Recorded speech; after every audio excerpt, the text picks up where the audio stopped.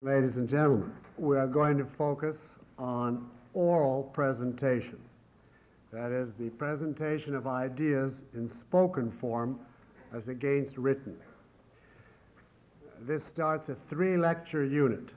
This evening I'm going to give you the theory, and then we will have 2 evenings of volunteers who actually perform before you, and then we'll analyze how they do in the light of the overall principles that we discuss.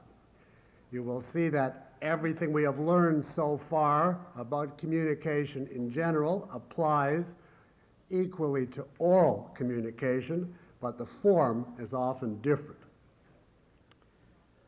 Now let me explain right away what I mean by oral presentation. I am talking about extemporaneous delivery, as against having a completely written out statement or talk and then simply reading it aloud.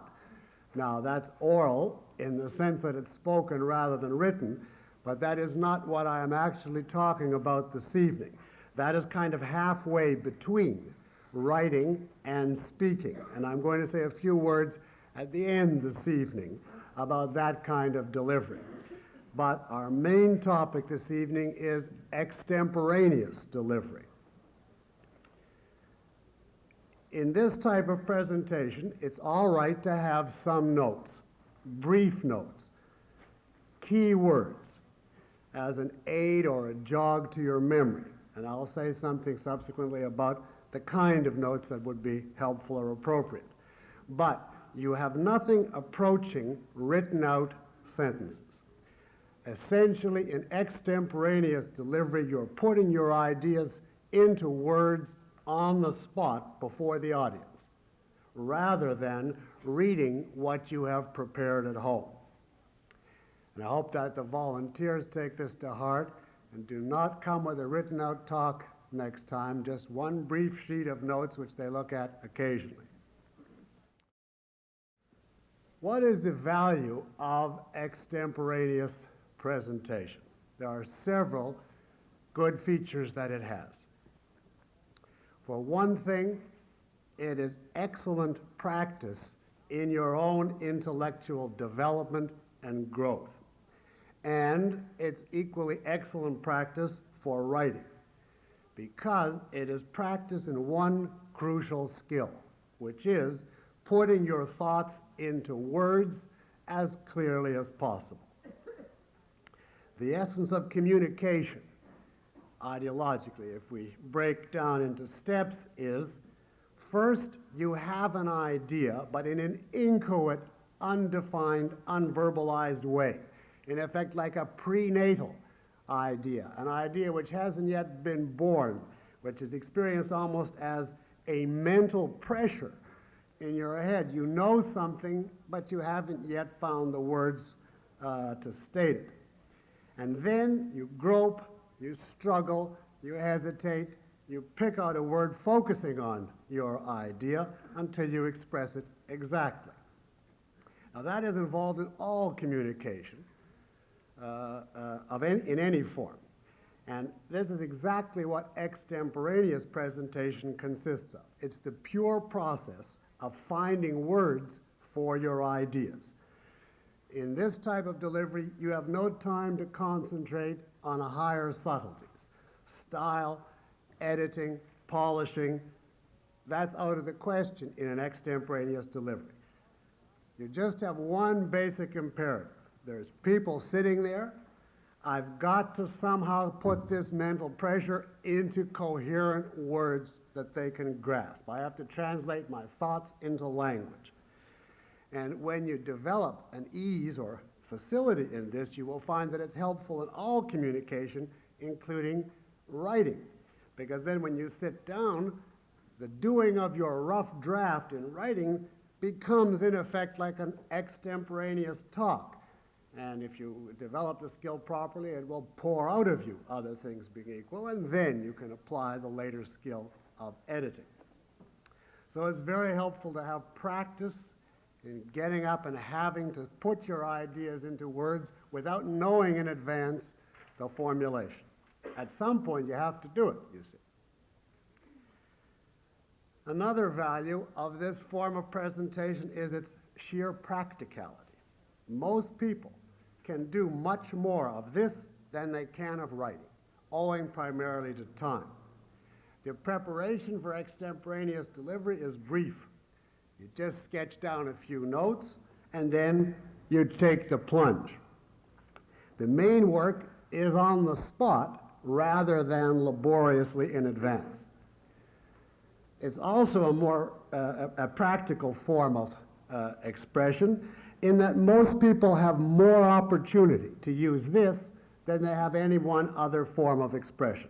There are any number of meetings, forums, gatherings, etc., where you could spontaneously rise to give a 2 or 3 or 5 minute statement of your views off the cuff, even in a drawing room or an informal setting, as opposed to where you would be the invited speaker with the need for an official prepared talk and so on. Let me mention one further value of extemporaneous delivery. Audiences, as a rule, far prefer this kind of talk to one which is written out and read to them. Now, there are many reasons for that, as we'll see, but one of them is there's a certain excitement to live presentation, which a prepared talk virtually never equals. It's comparable to the difference between live TV and taped. And you know there's a certain quality when you know it's live. It is not merely, as has sometimes been said, the hope of scandal. That is, the audience has hope that the speaker will go blank or say something outrageous and so on. There is a certain sense that it's happening now, and who knows what will come next, bad or good. You see the person actually functioning right before your eyes on his feet. It's a present event, as against it's all set, it's finished. The event, in effect, was over last week, and now we're just getting the bones of it presented. Among many other factors, also the case that in a live extemporaneous presentation, the audience knows that it's the center of attention, the focus of the speaker, that he's aiming, as opposed to he just goes on, whether the audience is with him, understands, hears, doesn't make any difference, he's all set and he just reels it out. So it's good practice for you, it's enjoyable to an audience, comparatively speaking, and you get a great lot of chance to use it even if your field is not professional communication of ideas. This is by way of motivating you.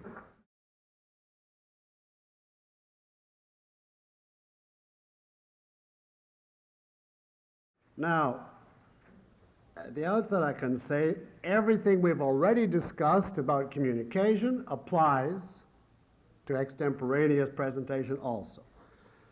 The similarities to written presentation are overwhelming.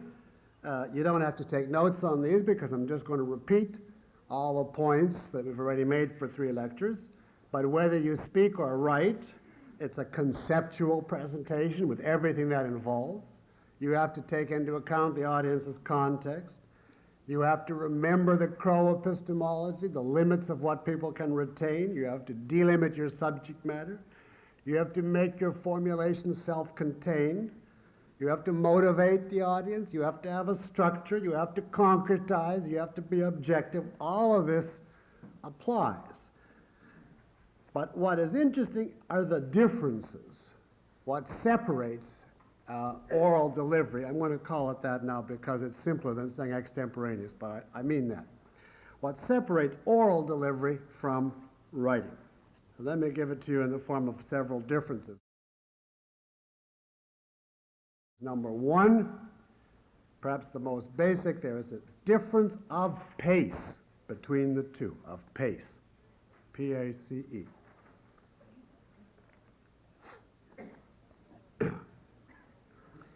In all communication, as you know, the principle of the Crow epistemology applies.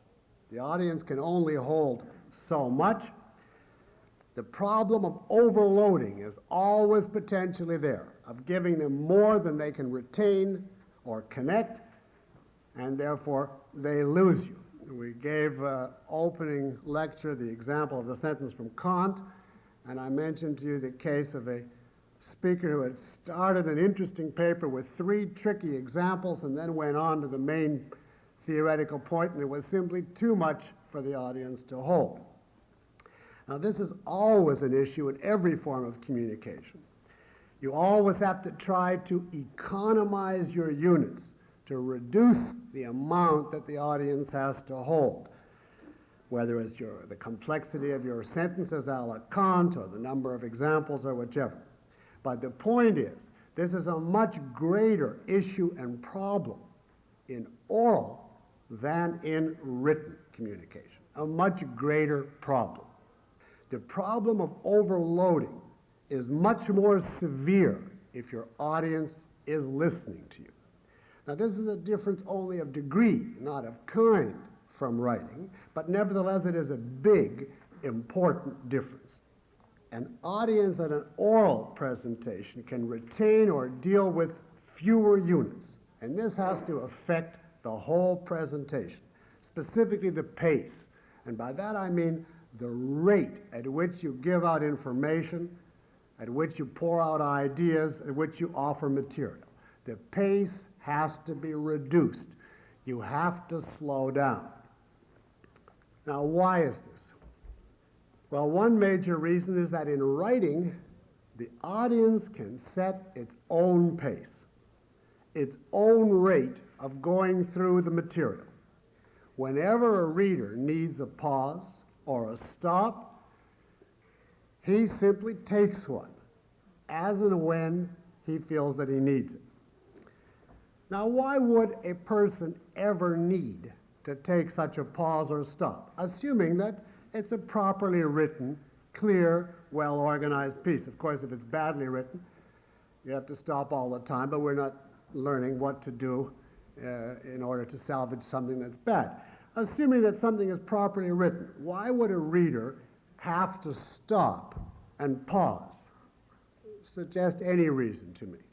Yes, give me one reason. Something strikes him as new. Some connection, for instance, strikes him. He gets a side thought, and he wants to pause for 1 second to make a note of it. What else? Yes. Well, it's more or less what was just said. He sees some implication in what's said that he wants to pursue. Suppose it's not even so big as there's some new point that strikes him. Yes. People get tired. That is a very important point. People actually get tired. They need to rest.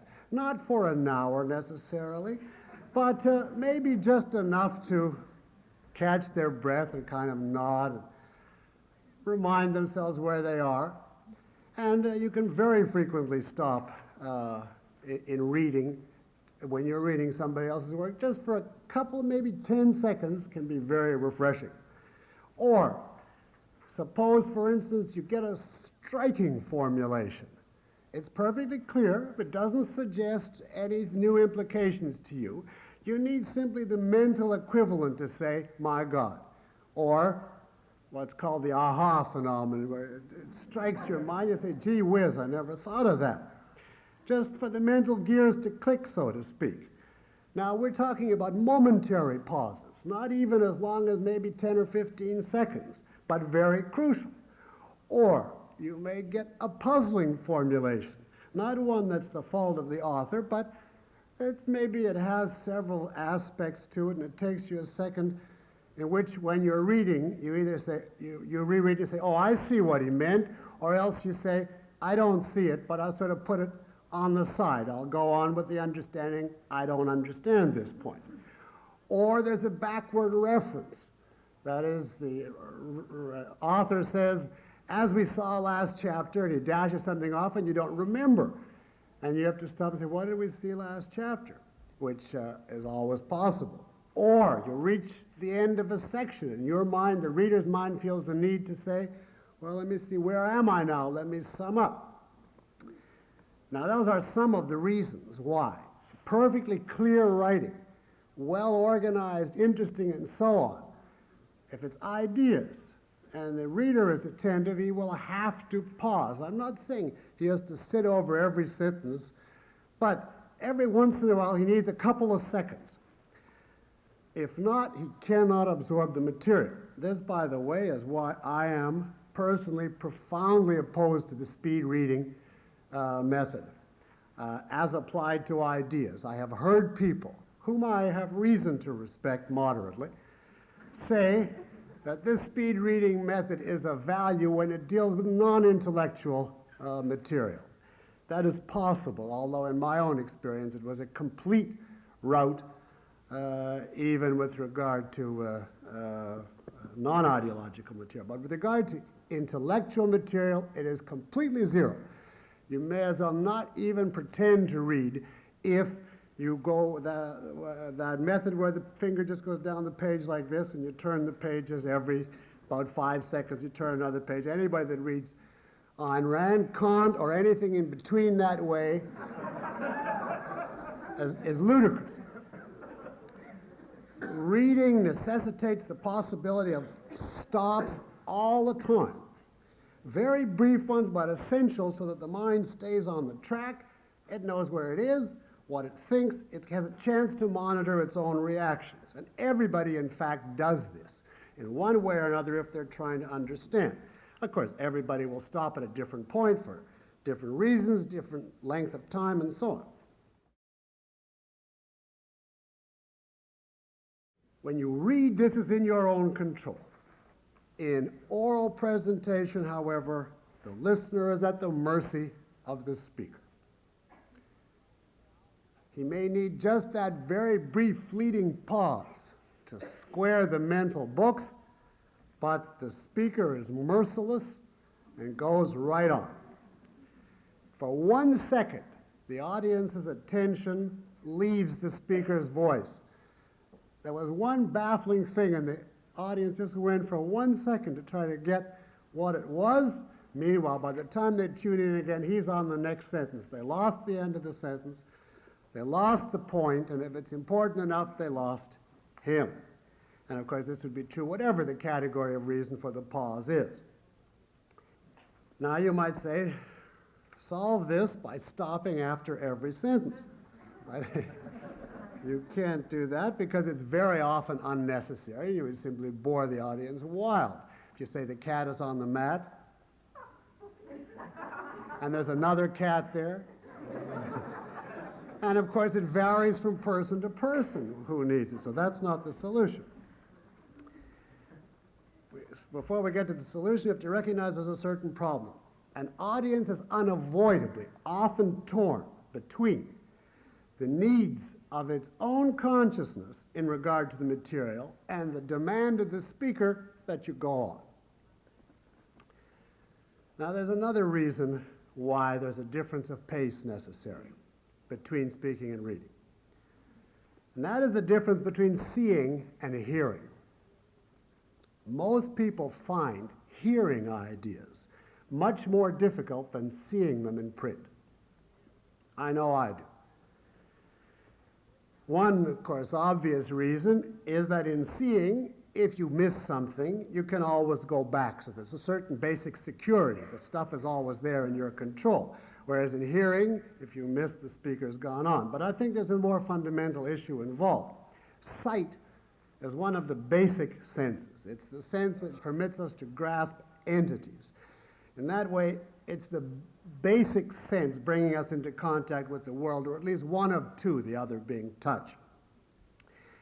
And it conveys a kind of reassurance, a solidity, the idea of the dealable with and that which is within one's control. Whereas hearing deals with merely a fleeting, transitory attribute, not an entity, but simply the sounds it makes. And therefore, I think its experience is less solid, less absolute, less dealable.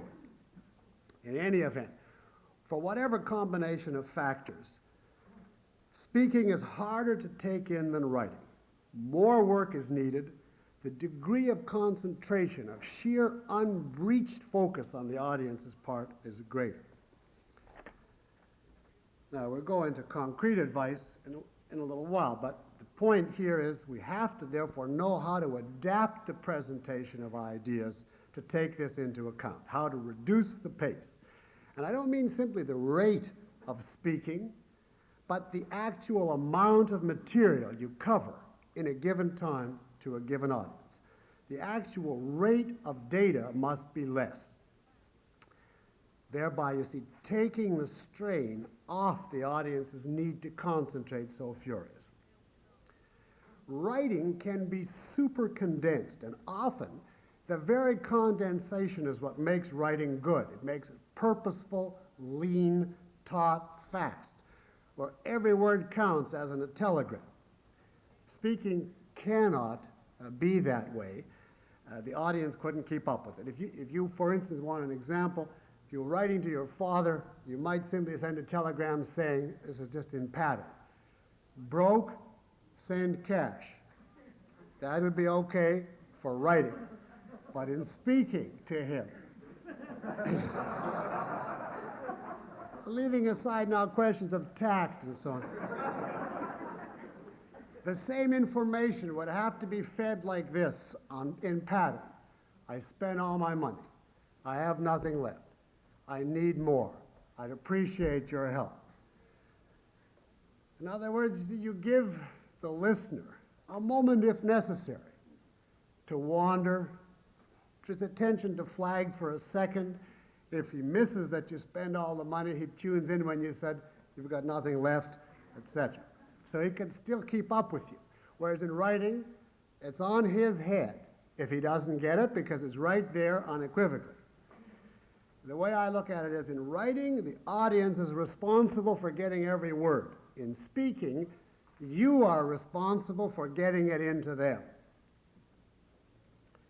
Now, if I could give you a real-life example, where I first discovered this many years ago, I was teaching a course that subsequently became the book I'm writing, and I thought a certain lecture which I had always presented extemporaneously, I had finally written out in connection with the book, and I thought, oh, how terrific, I don't have to do anything now.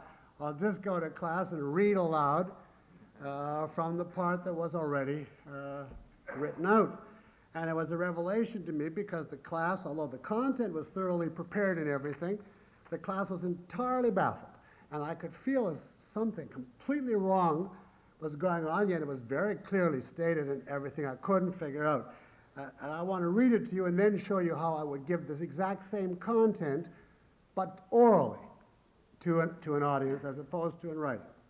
This is one paragraph that actually appeared in the Objectivist as an excerpt 11 years ago, in May '69. I just happened to light on it. It was there open on the desk when I was preparing for this evening. But here, this brief paragraph in written form first. It comes at the end of my presentation of Hegel's philosophy and how Hegel is responsible for the Nazis. And it says, quote, "While the Hegelian philosophy is the primary modern influence responsible for Nazism, no philosopher can produce such a cataclysm single-handed. A complex series of lesser intellectual influences, both preceding and proceeding from Hegel, was involved in preparing the climate for the rise of the Nazis. The sum of such accessory influences determined the specific form of Hegelian statism prevalent in modern Germany. Some of the better known of these influences are worth mentioning briefly." Unquote. That is how I presented it in writing. Now, if you can remember, this is how I would say the same thing orally. Hegel is the main influence, the big gun here. But no philosopher could do it alone. There were lots of others, lesser ones. Some came before him, some after. Together they made up the climate. They paved the way for the Nazis. Now let's look at some of these smaller fry for a moment. Now you see, that's exactly the same content, but we will analyze the differences, different techniques involved later. But you see, I've reduced the pace, lengthened the time per unit, generally simplify and make it easier to take in. Now I want to make a second point here on the difference between oral and written presentation. There is a crucial difference of exactness in formulation. We're here speaking now a difference from the perspective of the speaker rather than of the audience. A difference of exactness in formulation. In writing, you can choose the exact word, the exact phrase. You can reach perfect accuracy because you have three stages. First, your outline, which gives you your basic directions. Then your rough draft, where you blurt it out. And then your editing, where you say, no, this phrase wasn't clear, this is misleading, this is equivocal, this is too vague, and you knock it into shape. Now, when you speak extemporaneously, your notes function like your outline in writing, but your actual talk is the rough draft. There is no chance for editing. You're thinking aloud to a certain extent, and therefore there's a certain necessary groping for formulation, choosing your word, and the best choice won't necessarily come first. Therefore, there is a certain amount of what you can call circling around in oral extemporaneous delivery, in which you say something and then you restate it slightly differently. Perhaps the first way of putting it suggested to you a different word which would make it clearer, but the word didn't occur to you until you made your first statement. Or, as you're uttering the formulation, a flash goes through your mind that there's an aspect that you missed, and another almost similar formulation, but slightly different, will cover it. Or you'll suddenly think, gee, that could be misinterpreted as your lips are actually working, and you finish, and then you immediately say, or to put it another way, and you catch and obviate the thing that was worrying you.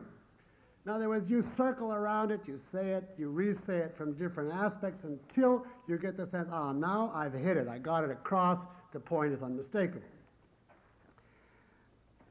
Let me give you this, a brief example on one sentence to show you the difference from the point of view of formulation. This is from the same article. It's one sentence on Thomas Hobbes, which I'll read and then say how I would do it from notes.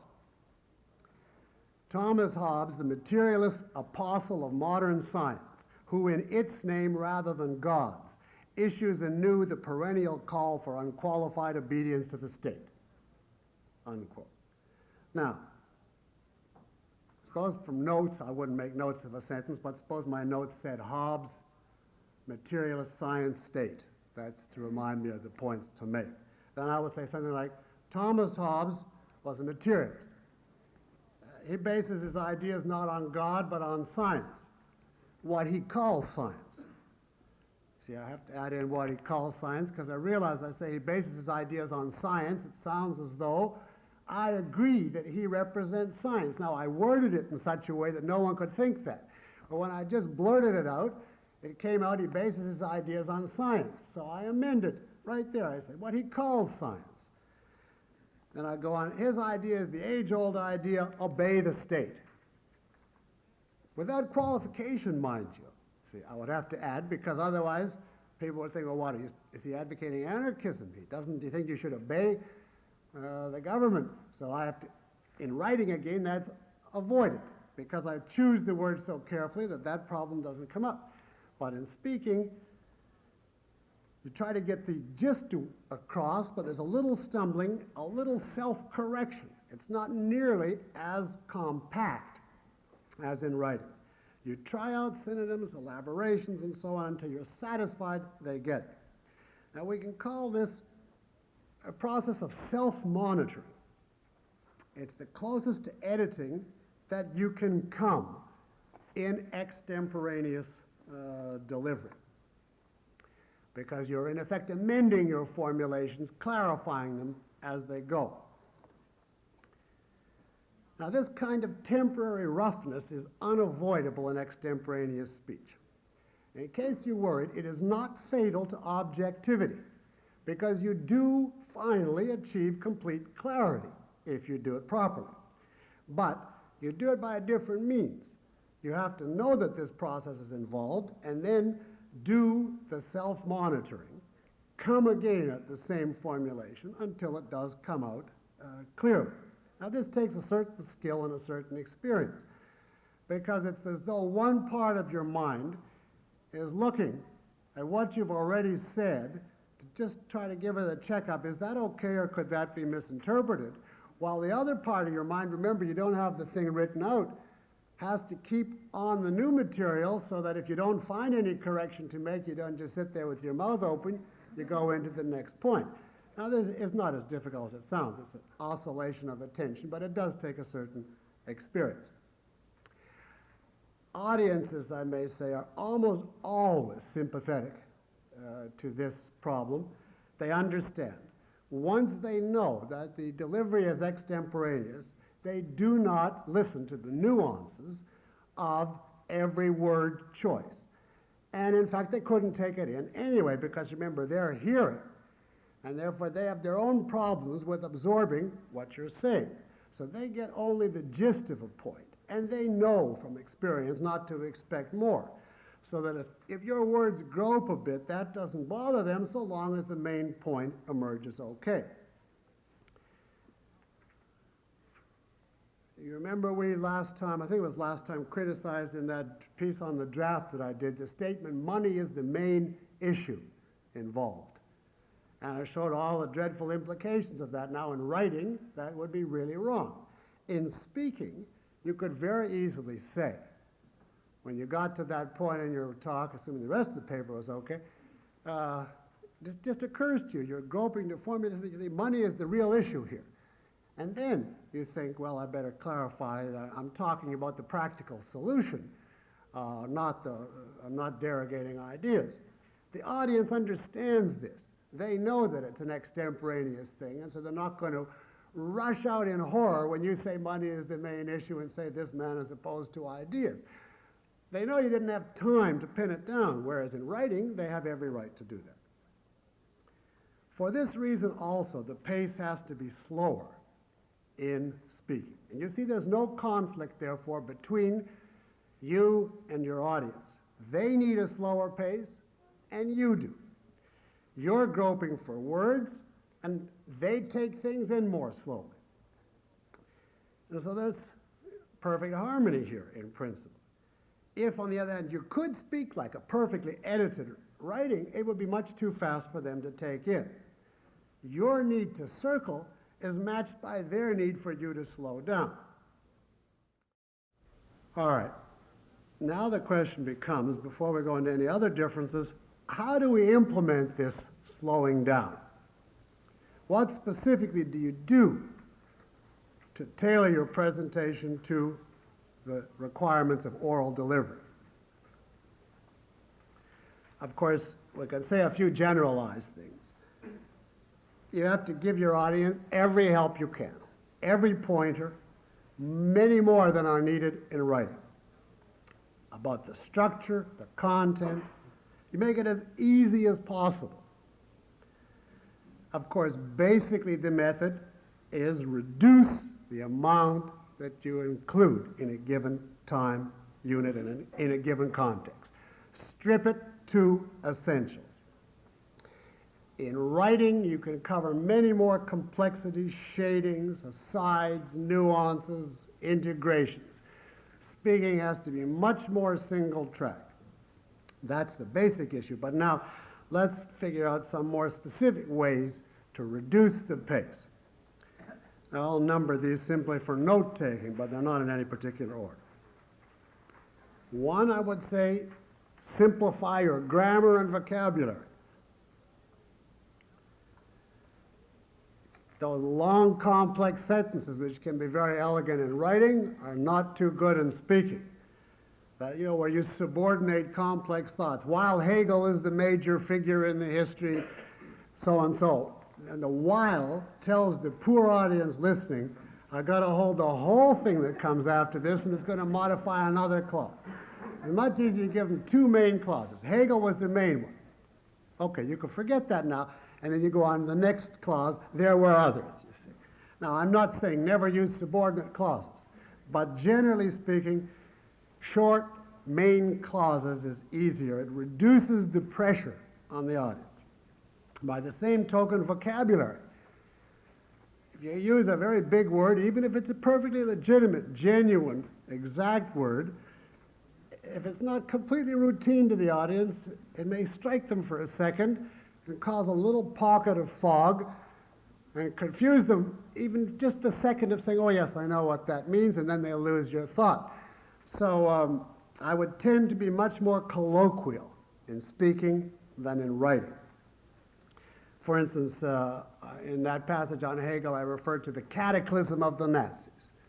Now, cataclysm is not exactly a horrendous word, and it is an exact word. It means, in effect, a negative on an enormous cosmic scale. But in speaking, I would instinctively, unless I had a very erudite audience, avoid a word like cataclysm and say disaster instead.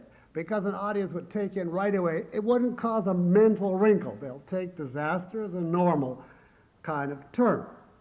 And then if I thought, well, disaster is not really big enough, I could say it's Hegel that prepared the disaster of the Nazis.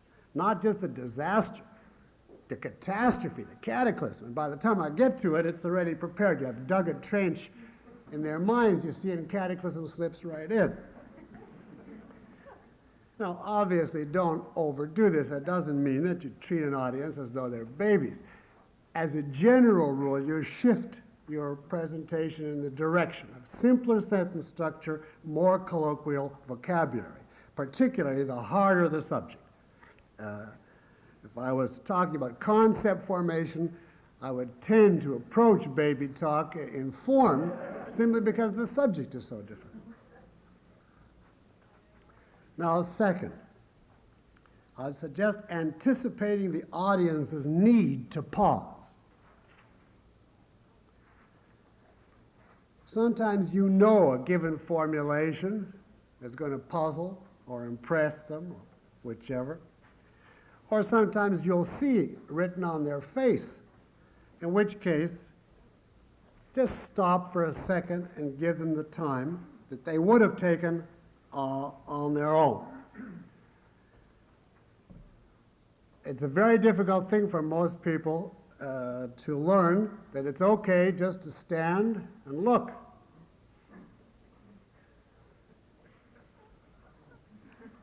If it goes on too long, the audience gets restless, but it rarely seems as long to them as it does to you. So you can have a drink of water. So that's self-monitoring.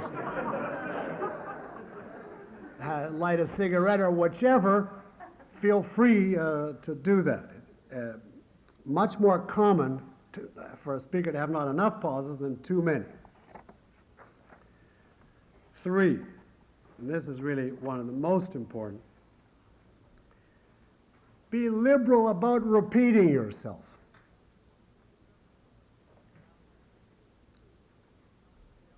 Feel free to repeat yourself, which I just did. Now, in writing, repetition is generally needless and most often confusing. Because if you use exactly the words you just used, the reader thinks, why is he saying this again? And if you use similar but different words, the reader thinks, is this the same point or another point? So it generally is confusing to repeat. Now, there is some repetition in writing, but generally, it moves forward very tersely. In speaking, however, repetition is imperative. That's one of the major ways of slowing the pace down. Now, I mean by repetition, sometimes simply repeating the same words, the important formulations.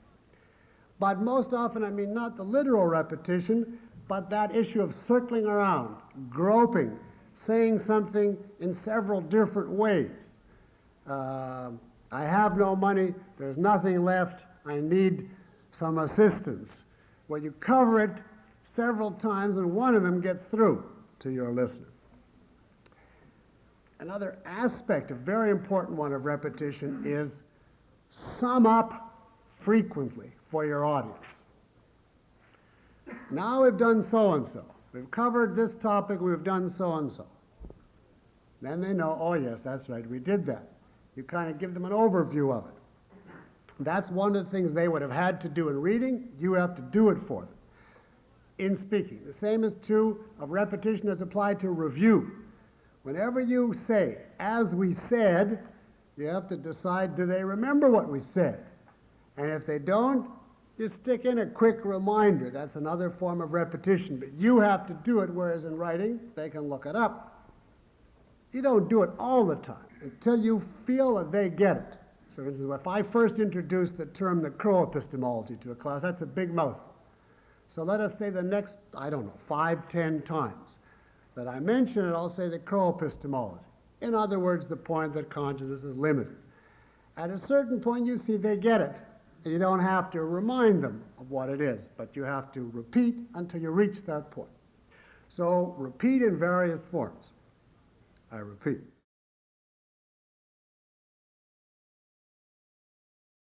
Now, 4. Make transitions unmistakable. Make transitions unmistakable. A transition is movement from one point to the next, passage from one topic to another, from one point of your outline to the next. You change the aspect. You're on a new topic now. For instance, if I go from one difference between writing and speaking to a second, then I have to somehow get from the first to the second, and that's called my transition. If you recall from the opening night, I said an audience has to know your structure. They have to know where you are and why. Now, this is true in writing as well as in speaking. But in writing, it's not so difficult for them, because they can always pause and figure out themselves where you are, assuming you're somewhere. And there's a lot of visual aids to help them in writing, which is paragraphs, sequence breaks, asterisks, chapter titles, and so on. So it's not urgent in writing that you stress transitions. And in fact, very often, it is a virtue to make your transitions so smooth that your audience is irresistibly carried along with you and they don't even notice that you've switched from one subject to another. So I say in writing, that is not always, but it's very often the case. You would see an obvious example of that, for instance, in fiction, when an author goes into a flashback from the present. Now, a skilled writer will present a scene in the present, and without you being even aware of what's happening, the sentences will take you into the past, and you'll be 20 years earlier, and you'll read right through it, absolutely unknowingly. Ms. Rand is an expert at this. I think offhand of the transition. You want to look it up when Dagny is walking to visit Francisco, the first scene in the Wayne Falkland Hotel, and she's in the present, and with absolutely brilliantly, you're suddenly back in her childhood, her and Francisco, and it's this most seamless transition imaginable, as opposed to an author who would say in writing, now let's look at the character's past. Now that's what you would call an unmistakable transition, but it would really be awful in writing. In speaking, however, you need every aid possible, including structure. And therefore, as a rule, I think the reverse generally applies. Reveal your skeleton.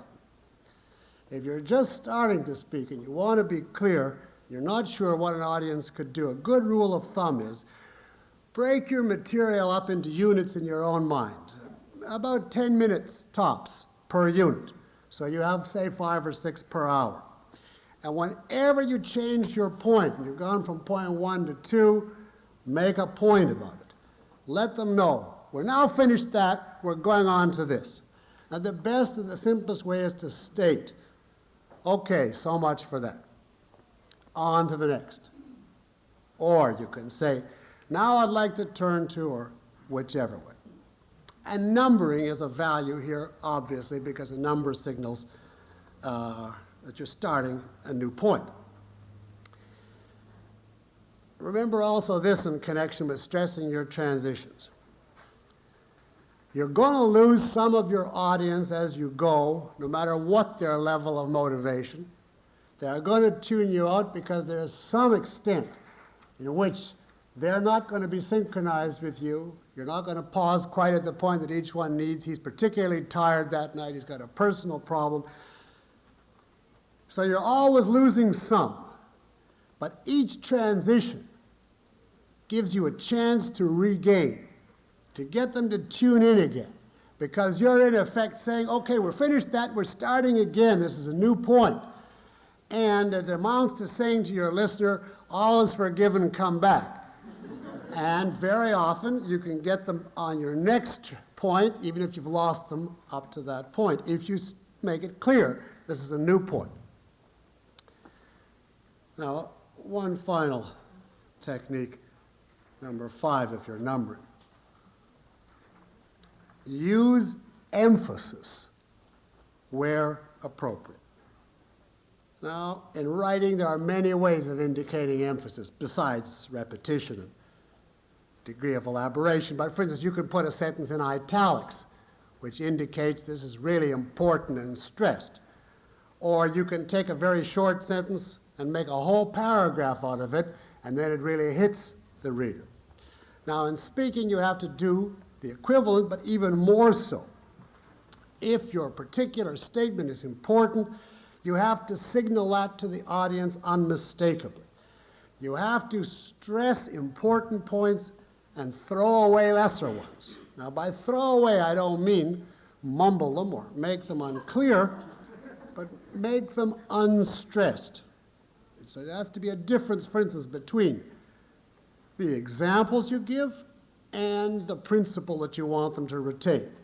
You give the examples, let us say, a bit more rapidly, a little less intensity, a little quieter, whereas the principle, you slow down, you say it louder, more emphasis, more intensity. Emphasis in oral presentation involves many factors, but basically I think volume and speed. Now let me give you the same material, with or without emphasis, actually the same words, which I wrote up. That's a point that we covered this evening, but I'll try to give it to you as much as I can with no emphasis at all. One of the big problems in oral presentation is too much material for the audience to hold. The Crow epistemology, which we discussed many times, applies here also. The audience can hold only so much. Therefore, go more slowly. Pace is an important issue. Now, that is exactly the right words, the right pace. It's geared stylistically to an oral audience. But look at the difference. Same words. One of the big problems in oral presentation is too much material. The Crow epistemology, which you discussed many times, applies here also. The audience can hold only so much. So go more slowly. Pace. Pace. P-A-C-E. Now, in other words, in speaking, you not only have to get the material out clearly, you have to think of it, you have to imprint it on the audience's mind as far as is possible to you. You have to give them the signal, not only by the words, but by the stress. This is important. Remember it. As against, well, if you have to forget something, forget this, it's not so big. Any means of stress, including spelling the word, if necessary. But use it. Now, I've seen very good talks fail. Good, I mean in content and on every presentational device, simply for the lack of emphasis. So if I want to put it in a slightly philosophical way, I would say, don't be egalitarian in your delivery. Some statements are more important than others. They're not all equal, and therefore they have to be treated that way. By the same token, lesser points shouldn't be emphasized. All right, so far we have discussed two main differences between speaking and writing. The audience's need for a slower pace and the speaker's difficulty in reaching an exact formulation. Now, one last crucial difference I want to discuss. In oral presentation, and I'm here leaving aside radio or TV, you are in direct contact with your audience, you the speaker. You can observe their reactions as you go, and you can adapt, alter, change your presentation on the spot according to what you observe. Now, in writing, there is a certain problem. Namely, you have to project your audience theoretically without them being present. You have to try to figure out what will the reader understand, what does he need to have explained, and what will interest him. What kind of point do I have to give a motivational boost to, as opposed to what kind of point is already of interest to him. And you will note, I think that we've several times this course I've been asked questions about how can you know whether you've gauged your audience correctly. Someone, I think, asked, how do you know if you're getting your point across? Or how do you know if you've projected the audience's context correctly? Now, in writing, you have to do this by sheer theoretical projection. You simply define your audience and try to infer the answers to what will motivate them and what will be clear to them. Now, in speaking, of course, there's also a certain degree of theoretical projection because you're, after all, making notes in advance. But in delivery, in the actual delivery, you have the audience right before you. Every moment, you are being given a torrent of concrete information about the listener's motivation, is he interested or is he bored, and about the degree of his understanding. Is he following you or is he lost? And therefore, you can tailor your presentation to the specific needs of your audience. If they're bored, you can do something right there on the spot. If necessary, you throw away your notes, you do something dramatic, something drastic to rescue the situation and bring them back. And the same, if they're lost, even if you hadn't counted on this, but you see that they're lost, you can do something right there. What, we'll see in a moment. Writing is frozen in this regard. Once it's done, once it's in print, it's out of your control. But an extemporaneous presentation is continually self-correcting. This is another reason why in writing, every word is calculated. But in speaking, you have a certain safety margin, because if it doesn't come across, you can see right there that it doesn't. Now, to take advantage of this difference, it is essential that you look at your audience. You have to see, if your eyesight permits it, their responses. You have to try to maintain eye contact, rove around, move your head, get a sense of their response. Now, of course, most of your mind has to be on choosing your next words, because if you get too involved in the audience, you stop that inner voice which is feeding you what you want to say. But in quick glimpses, you have to get a sense of how it's going over. You may see smiles and nods, and you make a kind of quick mental check, fine. Or you see brows knit together, grimaces and contortions and so on. Say, oh, something's happening here. Now, by the way, this audience reaction is by no means infallible. I've had classes that smile, nod, and then you see the exam.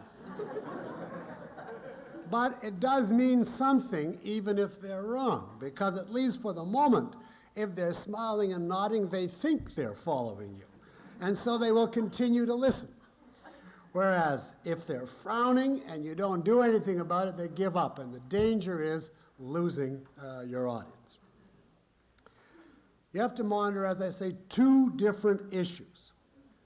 The audience's understanding, its actual grasp of your content, and its interest. Does it get it, and does it care? And I think you would know, obviously, the kind of things it indicated. Yawns, coughs, how much shuffling, what is the quality of the silence when you pause? Is there a restless feeling to the audience? When you say something that you expect a response to, do you get it? Or it just falls completely flat? When you look at people, do they look at you or do they avert their gaze? Do they have a kind of glazed over look? Now, you have to, as I say, rove. You have to do it for the audience as a whole. And the trick here is this. Almost in every audience, there's one or two extremely expressive faces. And since the speaker desperately wants to know, is he getting across, there's a terrific temptation when you find a really expressive face to look only at that one person. And of course, you're then tailor your talk wonderfully to that one person, but hundreds are completely baffled. So you have to keep your head moving however much you would like to focus just on the one speaker, one responder. It's also the case that people like to be looked at. And therefore, if you move your head in their direction, that makes a difference to them. They feel they are getting something more for their money than just the words. The master of this particular thing, in my experience, is Frank Sinatra. I saw him at, I think it was the Nassau Coliseum, an audience, I don't know how many thousand, and it was a theater in the round. So his back was always to a good fraction of the audience, and he just kept circling, going round and round. And it was uncanny the extent to which, buried in thousands of people, you had the experience that he was looking, when his back wasn't to you, that he was looking right at you. He was a real master in that regard. I'm not suggesting that we should attempt to approach the top level of the entertainment profession, but simply, it's good to keep your head moving and scan as much as you can.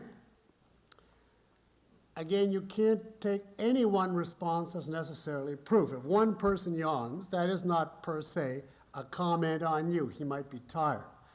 If several start to yawn, it's already a bad sign, and you should be gearing up mentally. Something has to be done here. When you see whole rows sinking under the seats, you may as well quit then. You've already lost. So you have to do something drastic. In other words, a proper extemporaneous presentation is an interaction. You're getting constant cues, and you're making continual small adjustments in what you intended to say according to the feedback that you get. And that's an essential difference between extemporaneous delivery and lecturing, which is, in other words, where you have it completely written out and you just rattle it off regardless of what the audience does. And this is one reason why a completely written out presentation is much closer to writing than to speaking. The audience reaction doesn't affect it.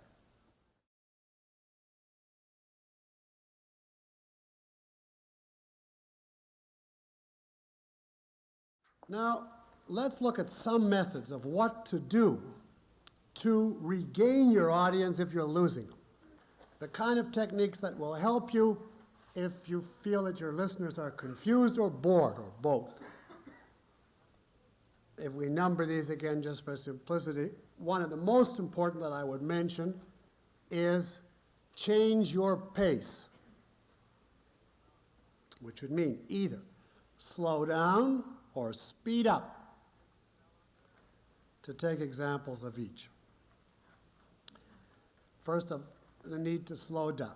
Suppose you decided in advance when you're projecting your talk, a certain degree of elaboration is necessary at this point, and then I expect the audience to get it. And you reach that point and they're looking at you completely blank. They didn't get it. And then your mind should tell you, well, I have to throw in something more here. I didn't expect exactly the right reaction, and they don't get it. Then, now you have to do this so quickly, you can't stop to sit down and figure it out. But if it's very abstract material, you might say, one more example is really what they need. Or if it's a lengthy point and you've been developing it for about 5 minutes, you could think to yourself, well, I didn't realize it would go on quite this long when I just wrote it in notes. That's a pretty big mouthful for them to hold. Maybe what I better do is toss in a summary at this point so they get it, and I relieve the strain. Or suppose the words came out in an excessively snarled form grammatically. The sentence was so contorted that the audience kind of stopped. You hadn't planned to say it again, but you stop and you might even say, well, let's try that again a little more simply. In other words, you slow down the pace as necessary, adding in material right on the spot, according to what the audience requires. Now, suppose you really can't figure out. You think that this point is clear. Give an example. It's not that long. It's simple sentences and so on. It's all prepared. But everybody looks baffled at this particular point. And it's not a subnormal audience, so you can't explain it by reference to the audience as a whole. The best thing, I think, to do in a case like that is to ask the audience. Say, I see you're not getting this point. Could somebody tell me why? Is there any question that would clarify this to you? Now, that helps to enlist the audience on your side because they become partners in trying to figure out where did the communication fail, and sometimes someone will actually ask a question. However, an audience tends to be very shy if they're not warmed up. And so if they're baffled, everyone will feel everybody gets it but me, and very few people will raise their hand to say, I don't see this point. So what you might do is say, well, I don't see why you don't get this, but let's put it this way. I really was making 2 points, A and B. How many see A? And then they raise their hands. How many see B? Oh, B is the one you don't see. Well, I'll explain that, you see. And also the fact of an audience raising its hand helps to give it a certain courage. They see they raised their hand and nothing so awful happens. So the next step is someone will actually speak and tell you what the problem is. Now, the same thing is applicable to the need to speed up a presentation. Suppose you are all prepared to launch into a lengthy discussion, but the audience shows signs they've had it. They're ready to get this point. They're ahead of what you expected. Then you have to throw out on the spot your prepared elaborations. You just skip right over it. And you may have a moment of regret. You may have this wonderful, sexy example that you can hardly wait to give them, but they already got it, and therefore you just drop it. After a while, with experience, you get to know what degree of elaboration to include for a given audience and what not. Almost always, even after many years, I find you need some adjustment. But for each point, there usually comes a moment when you can sort of hear in the room, if you've had some experience, this audience gets it. It's clear. And as a general rule, stay on the point till that moment comes and get off it right away as soon as they do. Now, of course, they won't all get it. There'll be some invincible members of the audience that'll never get it. But here's where you have to get the overview of the total. This is perhaps the most crucial thing, is to adjust the motivation. Excuse me, the pace. That's the second point I was going to come to. Adjust your motivation. Make such adjustments as are necessary in the motivational element.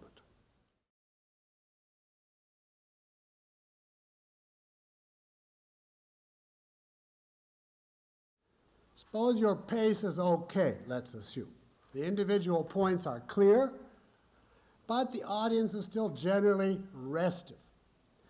You can't tie it down to any specific issue. It's not as though they're frowning on one particular passage. They just generally are disinterested. And that you can't, speeding up and slowing down doesn't seem to make any difference. You might try then with the idea that there's something wrong with their basic motivation, with their basic interest in what you're saying.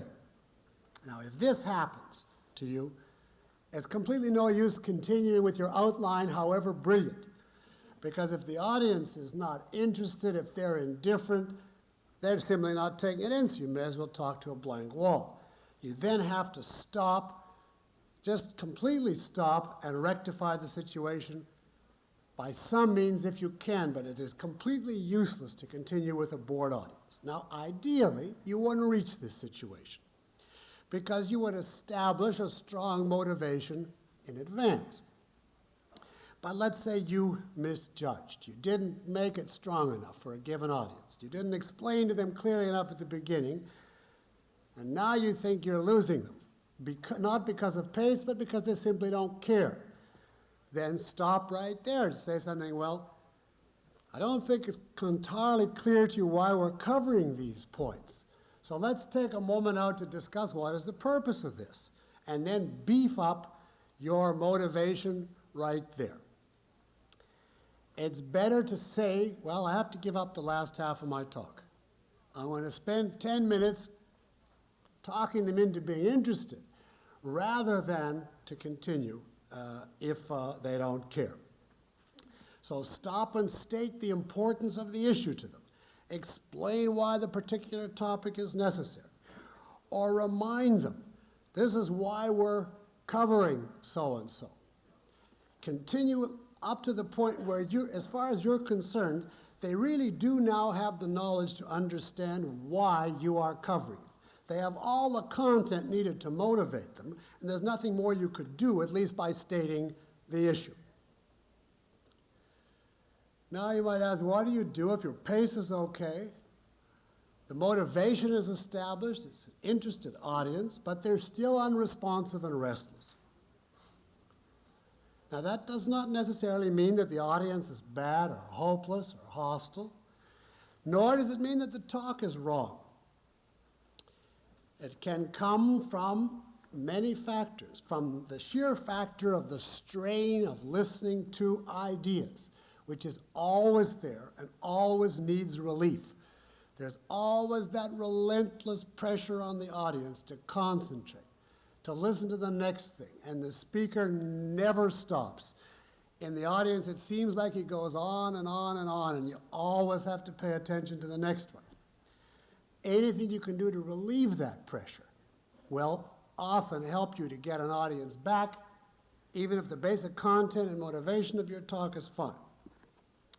Now, there are certain techniques that you can use deliberately to do this that will either rest a tired audience, spice things up, buy you a little bit of interest. We're assuming now that the basic pace and motivation is okay. Here we go to number 3, therefore. Use humor, laughter, if you can and if it's appropriate. Now, my general rule here is that a loud laugh from an audience is worth 3 to 5 minutes. A chuckle is about 1 minute. A smile, 20 seconds. And I actually visualize an audience. Their mind is like a room with a door. When the door is shut, nothing enters. However brilliantly clear, it simply doesn't go in. When the door is open, then they let it in and they get it. Now, a laugh opens the door, temporarily. In a lecture on ideas, if a person laughs or even smiles, his reaction is, my God, I'm enjoying this. It's not so bad. People are so incredulous given what they expect in regard to education and ideas from today's situation, that for the moment they feel, gee, I like this, I would like to learn. Now, to be sure, it's very temporary. A few minutes later, they forget, the old context returns, they come again to the idea that education is grief and boring. The concentration becomes hard again and they start to wander. So it's only a limited reprieve. But it is a way of getting some life in a flagging audience, and it can be very helpful. So I would suggest lighten the material wherever it is appropriate. Use a funny example, anything to wake them up. Now, obviously, you have to do this with a certain taste. If you're in the midst of a moral condemnation of somebody, or a moral praise, or whichever, you don't inject a giggle. And you wouldn't need it, because if it's a moral issue, presumably your audience is aroused by the gravity of the issue. This is particularly appropriate in the drier, more technical parts. Now, how to get laughs is where this course leaves off. That depends on you. Some speakers actually have a fund of prepared jokes, and they just dole them out when needed. As soon as they feel the audience is sagging, that reminds me of, they say it, or they build it into their topic. And they're usually good speakers on an audience circuit, have prepared jokes about every 10 minutes, ready to inject that would tie into their material, and they feed them as their audience starts to go to sleep. Now, this is okay if you can do it. It requires that it have some appearance of relevance to the audience, because an audience is offended if you just stop in the middle without any connection. Also, it takes a certain courage to tell a prepared joke with a beginning, middle, and an end. You have to have supreme confidence in it, because it is going to come to an end, and if it falls completely flat, you are in even deeper than you were when you told it originally. Then you have to get out of that as well. An expert on this, by the way, is Johnny Carson. If you ever watch his monologue, how he salvages his prepared jokes which fall flat a good part of the time, and the best is the way he digs himself out of it. If you can do that, that's terrific. But that takes courage and real expertise. I mean, he is a world professional in that. If you don't want to tackle prepared jokes, you can confine yourself to extemporaneous remarks, ad-lib wisecracks, funny wording, ridiculous examples, anything on the spur of the moment that occurs to you to reach out and pep things up. I favor this approach because I can't tell a prepared joke. But the question is not how you do it, but whether you do it. In other words, an element of entertainment is important. You have to project to your audience, it's okay to like this. It's not so horrifying just because it's ideology and theory and philosophy and so on. You have to, in effect, communicate to them, I appreciate that you're trapped in here, that you'd give anything to escape, and I'm going to help ease the pain. And if you get that message across, an audience is grateful, because it is very difficult to listen.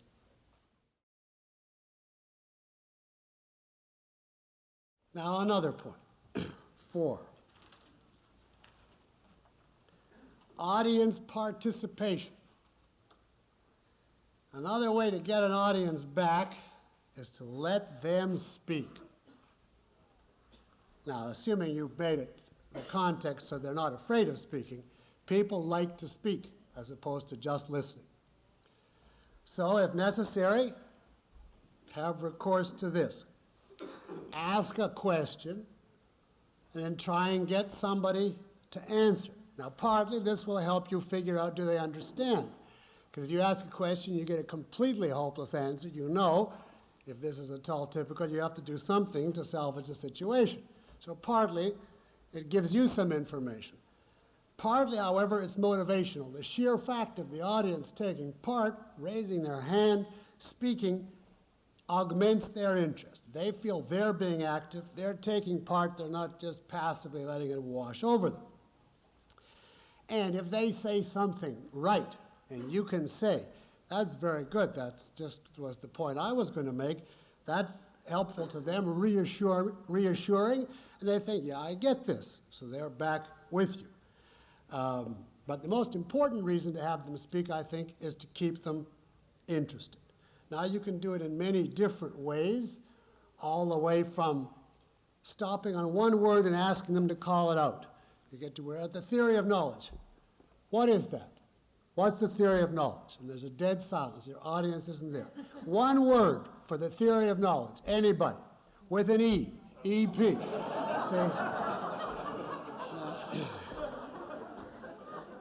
And you just bring them to that way for a minute, and then it was epistemology.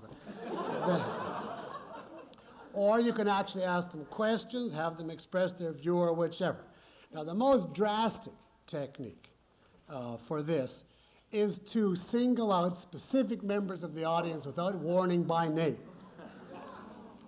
In the middle of a large lecture audience, just say, Miss Smith, what do you say about so-and-so? Now, that is a very drastic, but it has a motivating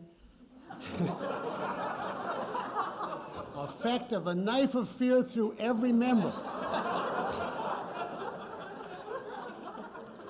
Because nobody knows who's next. So you can keep a whole room on their edge of their seat waiting. But that is a very unfriendly technique. Now, the pitfall with audience participation is to keep it in scale, in balance, because if an audience gets too eager to participate, then you have simply an unstructured bull session, which is a complete waste of time.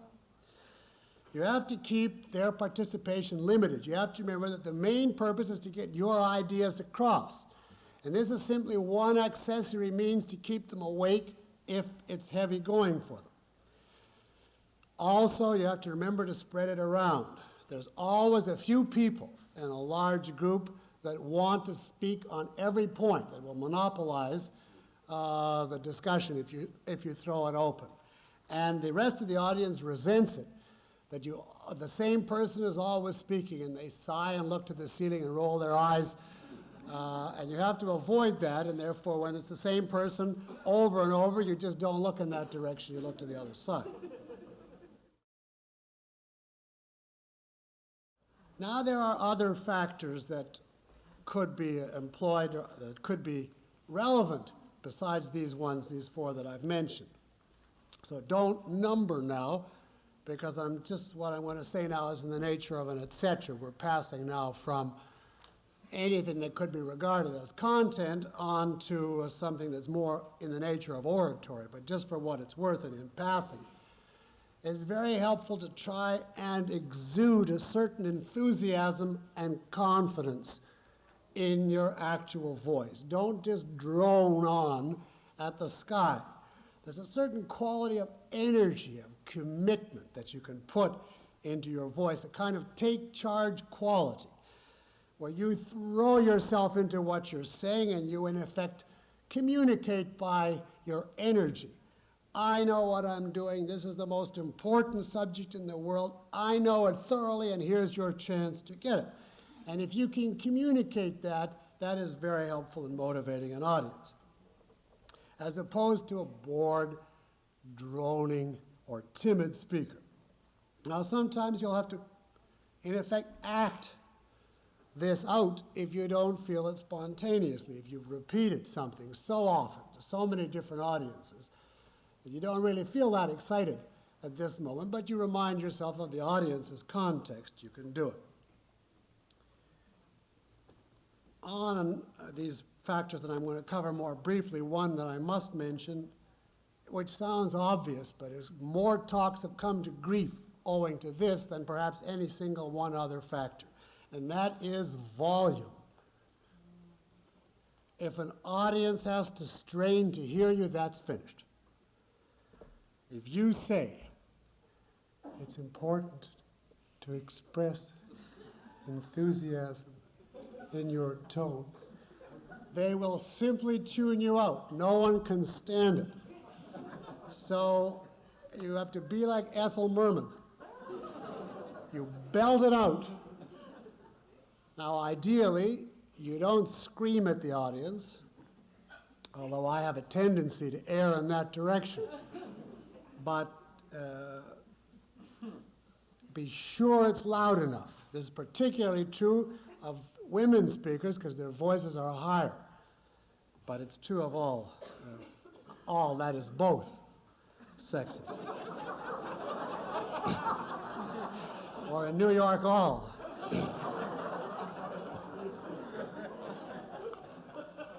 Now, there are many other factors, mannerisms. Ideally, a speaker stands still, unobtrusive. He doesn't weave back and forth, as I sometimes do. He doesn't talk with his hands. He doesn't adjust his tie or have a tick or twitch and so on. The more motionless you stand, the better. What did I do? Oh, I just adjusted my glasses.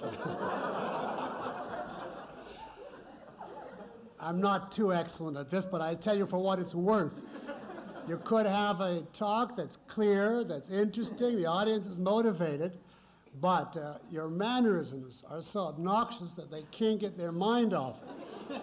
And therefore they can't listen to what you say. The temperature can do you in. If you have any doubts about motivation of your audience, make it colder. The colder the better. Better they should really shiver, then they will listen. If it's slightly too warm, it's hard to keep them.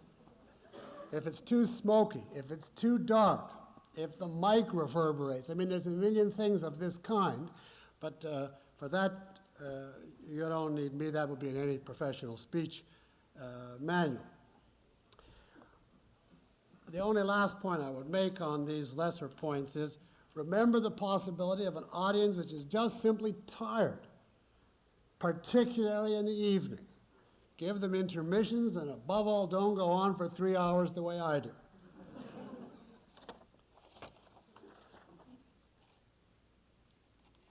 Now, this long pause is a transition, you see.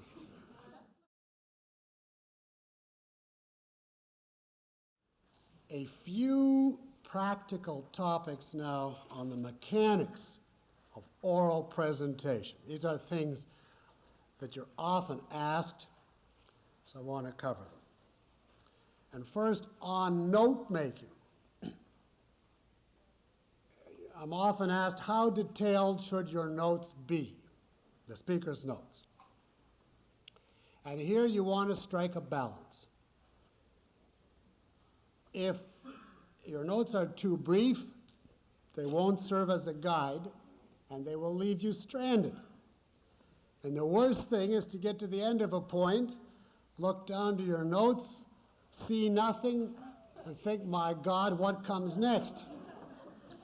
You have to have enough detail in order to keep yourself on the track. On the other hand, if it's too detailed, you are going to revert to reading rather than extemporaneous delivery.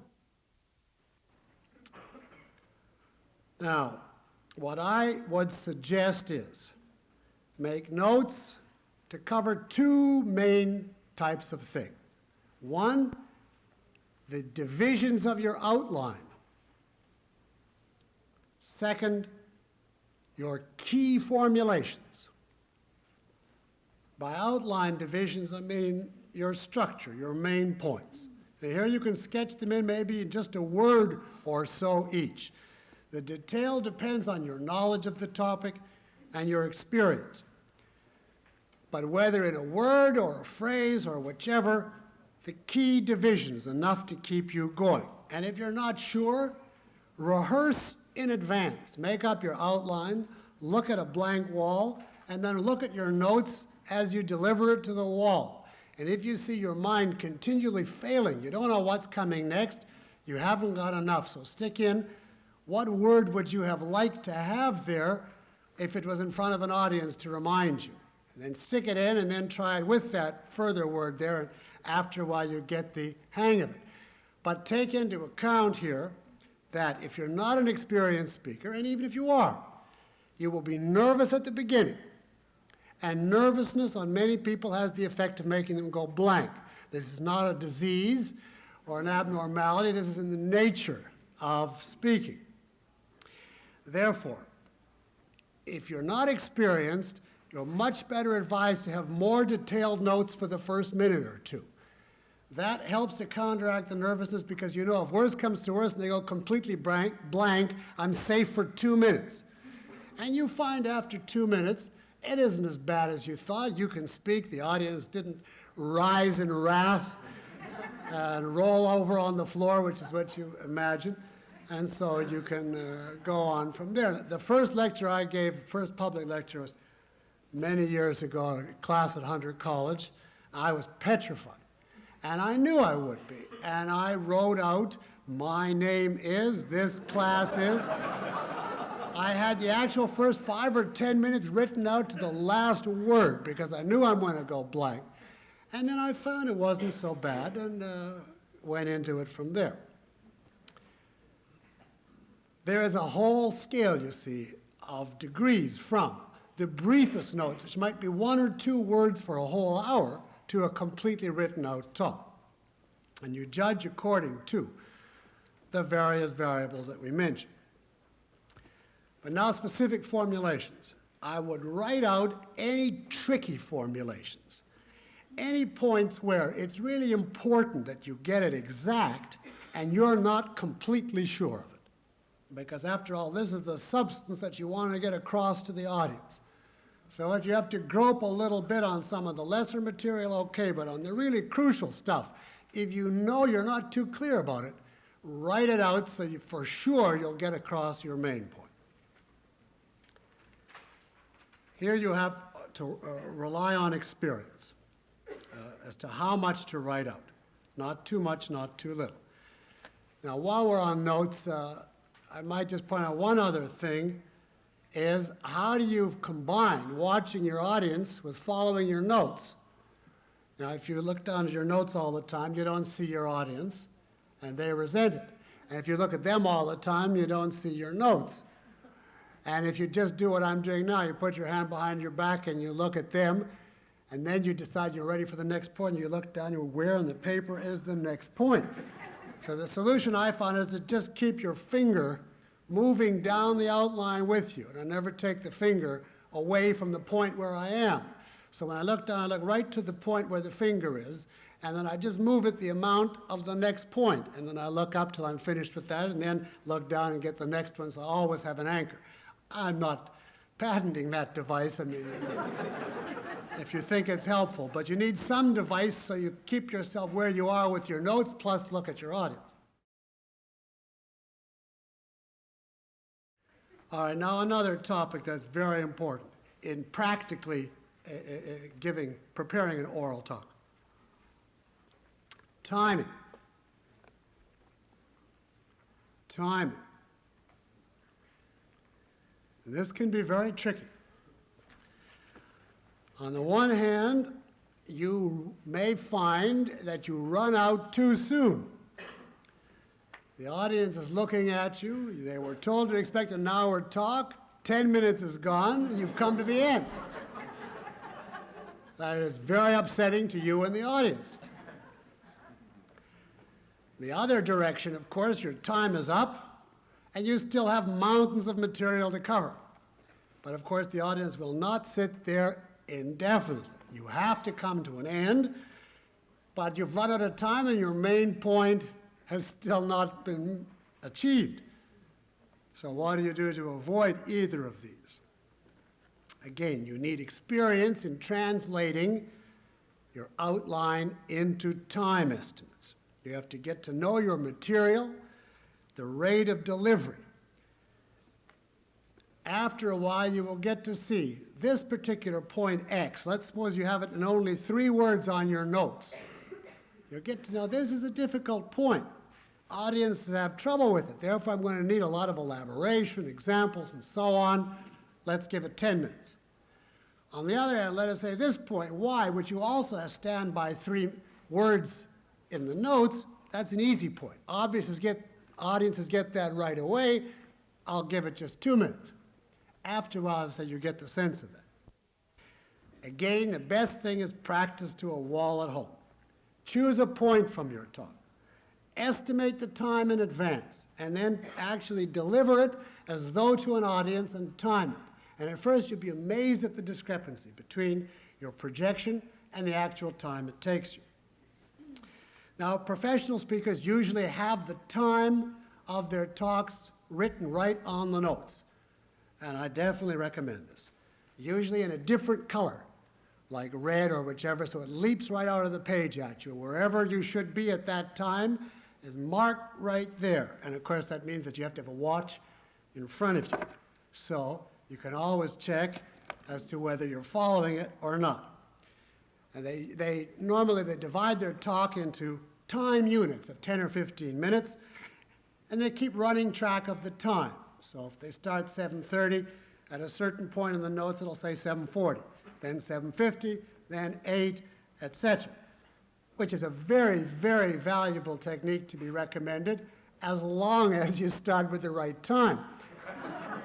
It's really bad if you assume that it's starting at 7:30 and the audience is late, and you start at 7:50 and you have to add 20 minutes to each estimate as you're going. Well, the important thing about timing is to watch it as you go and be flexible in both directions. As soon as you begin to see this is over long, you start to cut.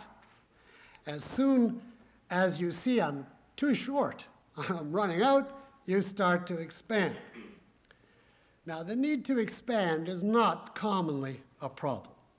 It usually takes longer than anybody expects because there's more groping than you would project. But it has happened. It happened to me once, and it is very embarrassing. And to avoid that, I always now infallibly keep in reserve about 20 minutes worth of material that I have no intention whatever of delivering, simply because of remembering that one experience, so that if worst comes to absolute worst, I know as a certainty I have 20-minute cushion to throw in that would be relevant to the material, to the lecture. I virtually never use it, but it's very reassuring to know it's there if you need it. The much commoner problem is the need to cut. You're running long and you can't go on indefinitely. What should you do? The most important thing I could advise you in this case is a negative. Don't talk faster. That is the curse of all beginning speakers and even of some non-so-beginning ones. Because the idea in their mind is I've got so much to cover and I haven't got time, I've got to start spurting it out as fast as I can possibly get it out of my mouth. Now, there's no use doing that because the audience's mind remains the same. They can't take it in any faster than the norm, and therefore it is an exercise in futility to do that. Therefore, your first instinct should be, if necessary, when you realize you're running much too long, slow down. That will cut the temptation to cheat and to try to squeeze in a lot of material very quickly.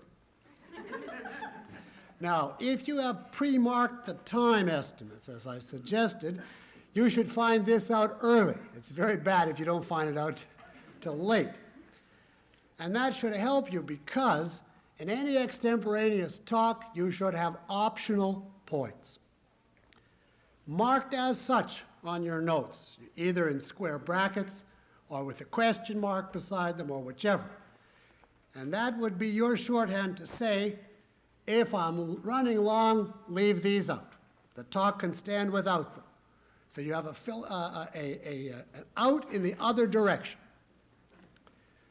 And of course, as soon as you see you're running long, you start cutting those one after the other.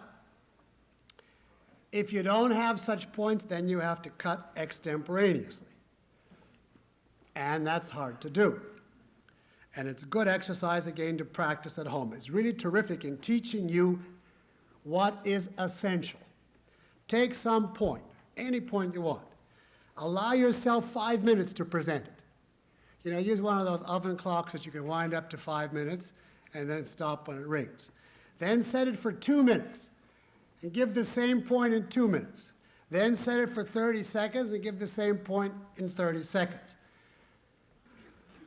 All right, I was saying that you should practice this extemporaneous cutting, and you will find it very instructive. Experience here is very helpful. I used to lecture for an organization.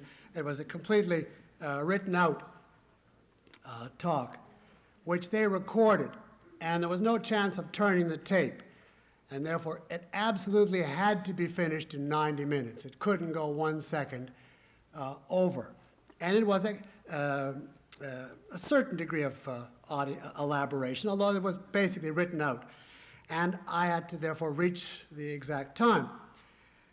And they had a system of putting up cards, which only the speaker could see to let him know where he was. This is when I was just beginning. And they had one card that would say 15 minutes, and then 10, and then 5, and then it went 5, 4, 3, 2, 1, 30 seconds, and the last card was no tape left. And that was really about 5 seconds before it ran out, just enough so you could finish, literally say thank you, good evening. And it was amazing. You would find that you had 10 pages left to go, and they said 2 minutes. Your view of what was essential changed radically. And by the time you saw no tape left, you knew exactly what to say, and it wouldn't make any difference how major the point was. Nothing was more important than saying, we'll continue next time, good evening. Now that is a practice you can have, do at home. But I want to add just this point. If worst comes to worst and you can't cut, you don't know how, and you end up in the middle, and the time is out, then just confess to your audience. Say, well, I'm sorry. I ran over long, I didn't get to my main point, but at least you got something, and maybe another day.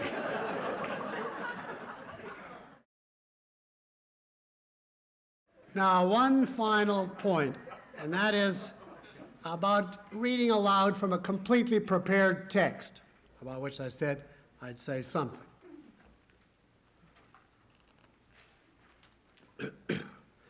Now you can see that this has one great virtue,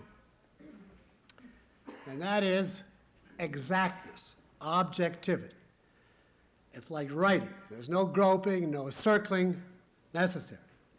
But of course the problem is the pace still has to be what's required for a listening audience. And therefore the sentence structure and the language must be appropriately simplified. And it is very difficult to do this in completely written out form. When most people write, they tend to write, and that implies a certain formality which is very different from speaking. Very hard, therefore, to completely write out everything and keep the pace needed for an oral presentation.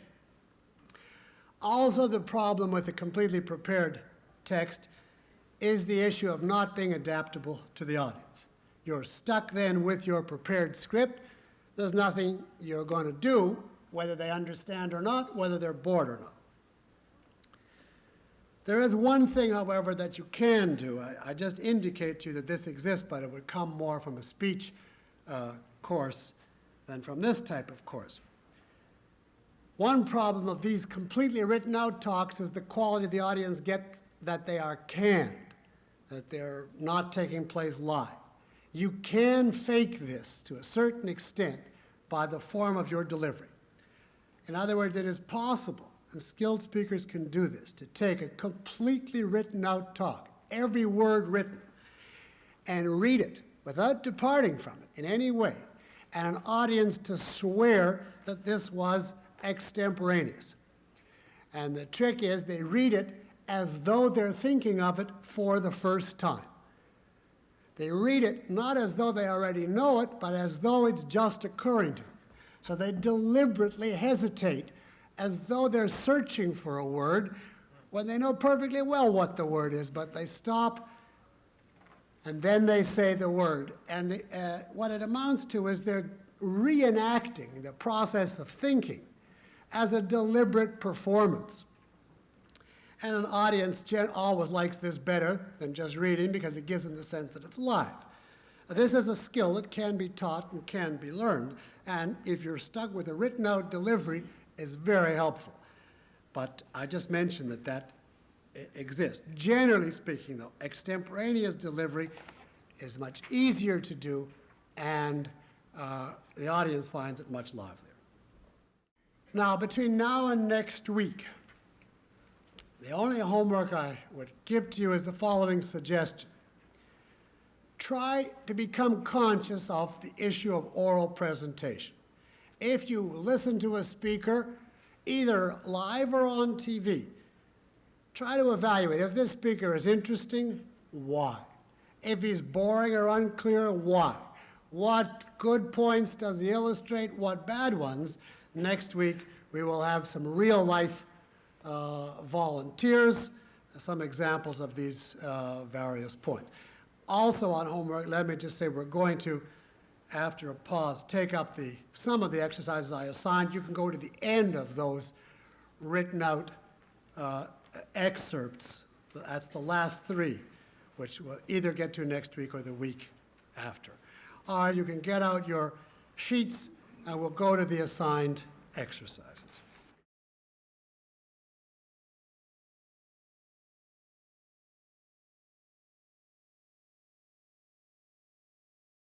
All right, let us do some of the exercises. I have a number of written questions, but I want to do some of these exercises every week. And first, quickly reread exercise E on page 5. Just scan it to remind yourself. We're judging again for objectivity of formulation.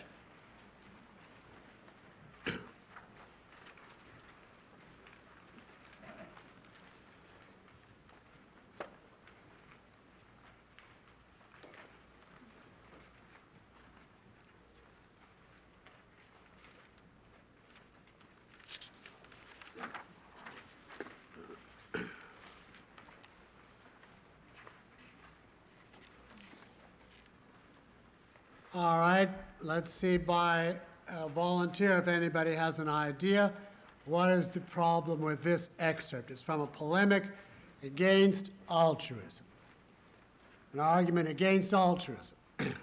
Who sees any problem with this? Yes, sir. It looks to me like the first problem is the word choose. You see a problem in the word choose. If you chose to be, you mean, at the very beginning? The limiting problem in that it brings up an unnecessary issue. You think what you say it brings up an unnecessary issue. What issue? It said if you are an altruist. Well, you say it doesn't say if you are an altruist, but that's a little picky because who here is going to object and reading this and say, oh, I didn't choose to, my mother forced me because she drank so much, or whichever. In other words, you're implying it would be race. In this audience, I wasn't taking that. Oh, well, I see. I don't, however, think that an audience would tend to focus on that as a problem. I had something more that pertained to the whole passage in mind. Yes? An example of rationalism? You say it's an example of rationalism. Possibly. I hadn't thought of that, but why would you say so? He seems to be, he is dealing kind of on a plane that doesn't necessarily touch too many realistic examples.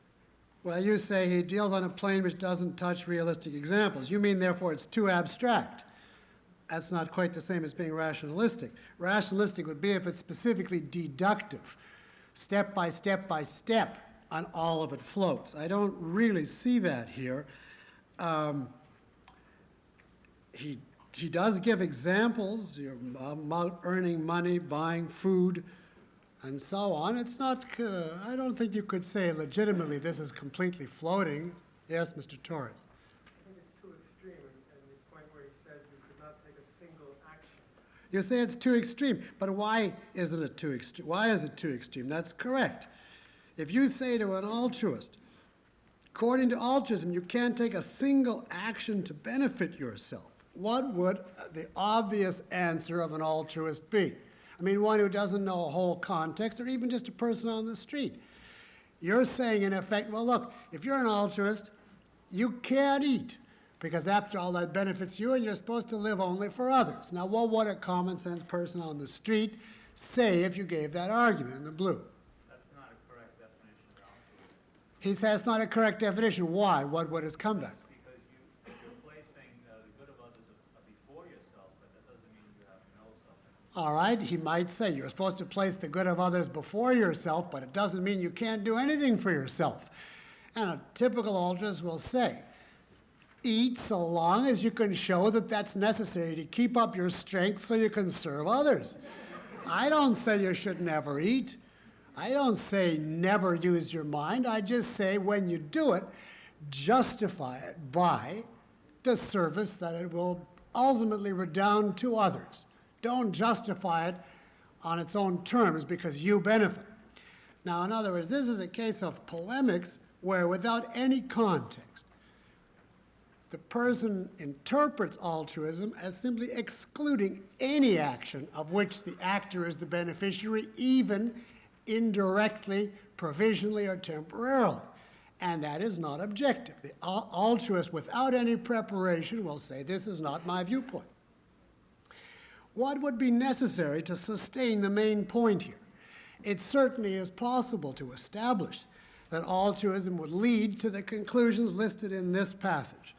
That is, that you couldn't earn money, you'll starve, you'll stagnate, etc. But it would not be only from one-word sentence of what altruism is. What would you have to do? You'd have to set a whole context, yes. So you have to define altruism and show how it sets man against himself. You would have to define altruism and show why, by its nature, it means a philosophy of sacrifice. Its concern is not with the welfare of the recipient, regardless of what it says, but with the sacrifice of the donor. Who is to be sacrificed? The able and so on. To whom? The incompetent, because they're incompetent. That no one benefits from this, that everyone loses, that it's sacrificed for its own sake, that it's destruction as an end in itself. Once you lay that down, then you can say, therefore it means stagnation and so on and so. But the whole context necessary is here omitted, and the result is it seems as though this is deduced from the statement that you should live for others, and from that statement alone it doesn't follow. So I would say this is a conclusion that is too extreme because the context for it is not there. So it's true, but the placement destroys it. Now let's look at F. Now skim that quickly. Now this passage is nicely written, colorful, clear. It's definitely a good future for someone who can write in a lively, straightforward way like this. There is, however, a definite problem in this content. It's excerpted from a longer paper. What is the central problem? Now, of course, I intimidate you by saying the central problem, but tell me what you thought of. Somebody at the back, if you wave your hand, yes. Too many assumptions are made. You say too many assumptions are made, a little vague, specify. Well, he says, most go up and spouting many evaluations, takes the liberty to reject personal opinions. Well, you say he assumes that a spoon feeder spouts many evaluations, injects his personal opinions, etc. Well, what's wrong with assuming that? Well, he's Is that what a spoon feeder does? not showing, he's just saying. What would you say he's not showing? He's just saying. Well, what would showing consist of? I mean, he gives you lots of concrete examples, so it's certainly not floating abstraction. What would you require to convince you that this is what a spoon feeder does? Well, give an actual example of how. Oh, you say give an example. He gives many examples. He gives an example of something. But what question then? I mean, you're obviously on the track of something, but you're not hitting it in such a way that it's unmistakable. In the red, yes. Absolutely. This passage falls for one crucial flaw, and I think that's what you were thinking there, the first person. There is no definition of spoon feeder. This is even given away typographically. By what fact? It's used throughout in quotes. In other words, the speaker is half endorsing it and half disowning it. And he never tells you what it is. And this, therefore, permits him to have his cake and eat it too in a number of different ways. What is a spoon feeder? Literally, if you had to define that concept. Well, if you took it literally in connection with the lecturing in college, the metaphor is feeding a baby.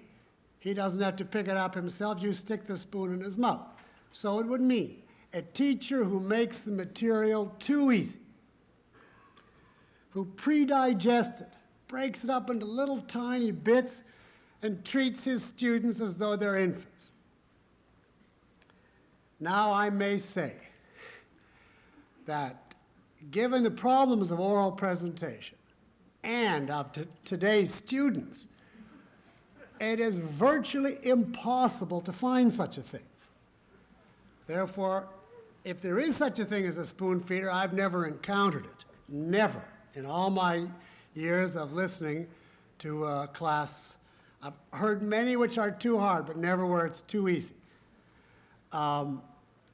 Therefore, I have great skepticism, but let us say theoretically there is such a thing as breaking it up into two tiny steps, going into such detail that you don't give the class credit for anything. That's one concept. What else is included, in effect package deal with that definition in this presentation? Yes? Well, he's trying to talk about that he's forcing the opinions, the teacher's forcing his own opinions. That he's including his own opinions, his own evaluations. And his way of it connecting makes it too easy and includes his own evaluations is by the assumption, unstated, if he gives his own evaluations, that makes it too easy. And therefore, it's really a spoon feeding, you see. So the thought in this author's mind is, in effect, anything against making the student think is bad. There's two ways of making him think, of preventing him from thinking. One is to give him too much help, and the other is to give him your opinion. He combines the two into one term without definition. He counts on the fact that you obviously disapprove of making it too easy to attack giving his opinion without raising or answering this question. Does giving your evaluation make it too easy for the student and prevent him from thinking? And what is the answer to that? It entirely depends on how you give your evaluation. It's exactly the same as how you give the material. You can give your evaluation in principle in such a way that the student has even more to think about, because he goes home and he not only has the material, he has such a provocative evaluation from the lecturer that he's got even more to think about. So far from the evaluation making it easier, it can give him even more stimulation, the exact opposite of spoon feed. But of course, the person here doesn't think it because he uses this central concept without giving it a definition. So he can oscillate back and forth from one point to the other. Now, his solution to spoon feeding is given in the second or the third paragraph, the last paragraph. And there you see what problem is he led into, because he wants to prevent this teacher from giving his opinion. What conclusion is he led into? That is also very misleading. In the last paragraph here, what is wrong with a statement like this? Each student must decide for himself what constitutes truth in any particular field. He has to be free to pursue the truth as he sees it. Is that true or false?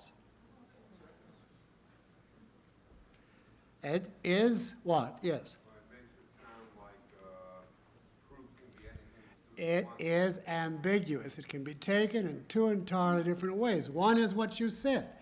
Truth can be anything the student thinks it is. Each student has to decide, quote, for himself what constitutes truth. So if you feel that 2 and 2 is 9.5, we have academic freedom. And if you don't, okay. Now, the author of this certainly doesn't believe that. But he was thrown into wanting to stress the student has to think on his own, and he didn't make clear the distinction between politics and epistemology. You have a right to think, meaning they can't force an opinion on down your throat. But that doesn't mean you are logical no matter what you think, or that what you think is right no matter what it is. So you have to preserve freedom without implying subjectivism, which this paragraph also does. And it's thrown into it because of the confusion on spoon feeder. So the moral for this is, if there's a key term, don't assume that you know what it means. If it's one that is really central to your presentation, in your own mind have a firm definition, and I think this is a good example. Now, G we did, so let's look at H. Now, these next ones are just brief little snippets for examples of precision of formulation. Look at H. Now, we're in the hardest type of writing here. We're writing on epistemology.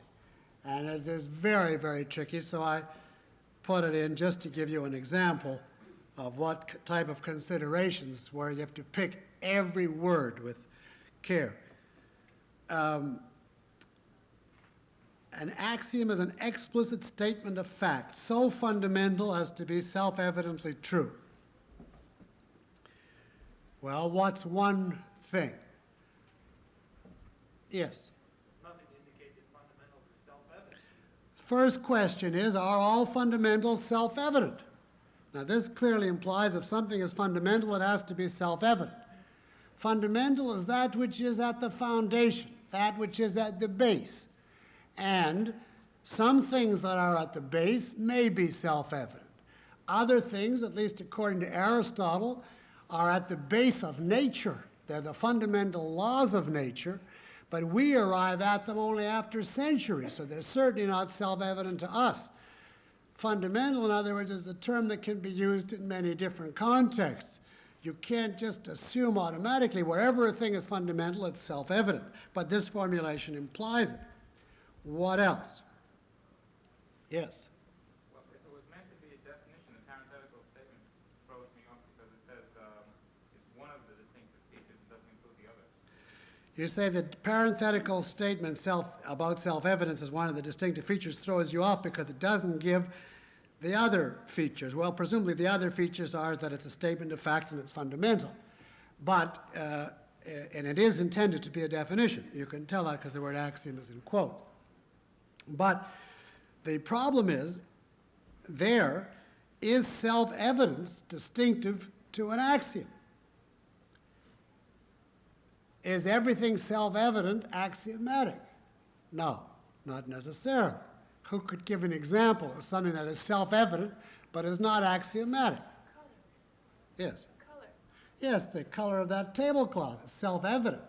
But philosophy's axioms do not begin, this tablecloth is yellow. All perceptual data is self-evident. That doesn't make them all axioms in the sense of philosophic axioms. Now here you have, you see, two wrong implications in a basically correct intention, but it's very, very tricky to word a definition of axiom so that you restrict yourself to what you mean without giving false implications. And I put that in just to show you the real problems when you go into technical wording in epistemology.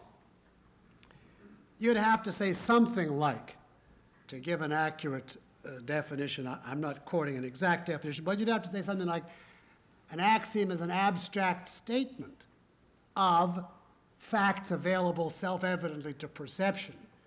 And you'd have to also include in such a way that it serves as a primary for all subsequent human knowledge, a starting point. That would be the main ideas you'd have to get in, that it's basic data are self-evident facts, but it's an abstract statement of them, and it's used as a primary, as a beginning on which all subsequent knowledge is built. Now that was really the intention of this author, but you see it did not come out. Now take a look at the three things that he names as the primary axioms. Now this is by way of a review of objectivism. What do you think of number one? Existence exists. Existence is identity. Consciousness is identification. What would you say about those? Those are certainly three statements that objectivism subscribes to. But are those the right statements in a beginning context of the three axioms? And there are three basic axioms according to objectivism. Are these the best statements? No, they're not. Why not? Take any one. Yes. Well, existence is identity, presupposes a good knowledge of what identity is. Yes, existence as identity does presuppose a knowledge of what the law of identity states, and it's a later elaboration. So for a beginning audience, you would not start. You would state the law of identity in the simplest form possible. Everything is something, or a thing is what it is. A is A, something on that form. Existence as identity is already the relationship between existence and identity, so it's establishing the relationship between two axioms, rather than serving as a simple statement of one. What else? Of these three statements, what else would not be a good way to put it right off the bat? Yes? Consciousness is identification because it is consciousness. In other words, consciousness as identification already presupposes something, namely what? There is a faculty of consciousness. This tells you the function of consciousness, what it does, what its cognitive goal is. But the more basic statement, the axiom, if you remember how Galt formulates it, is one exists possessing consciousness. And that's really the axiom. There is such a faculty. And then what it does is a later elaboration. And just to finish it all, what about existence exists? Well, that's okay as a formulation, but that really, if you remember, Galt's exact formulation was existence exists, and this statement implies two corollary axioms, that something exists which one perceives, and that one exists possessing consciousness. Therefore, if we're going to do the two, existence and consciousness, it would be more straightforward to say something exists, consciousness exists, A is A. That would be the simplest way to state the three.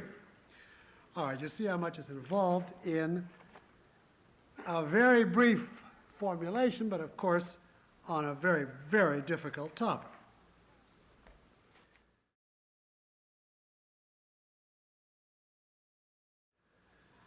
Take a look at I. Now here is a simple inadvertency, that's all. There's no big philosophic issue with this, and I put it in deliberately because it's well written, but it's susceptible of a misinterpretation which the writer would never imagine, and once it would be pointed out, he would immediately see. Namely what? Yes? The position of the sentences implies that social conditions are not natural.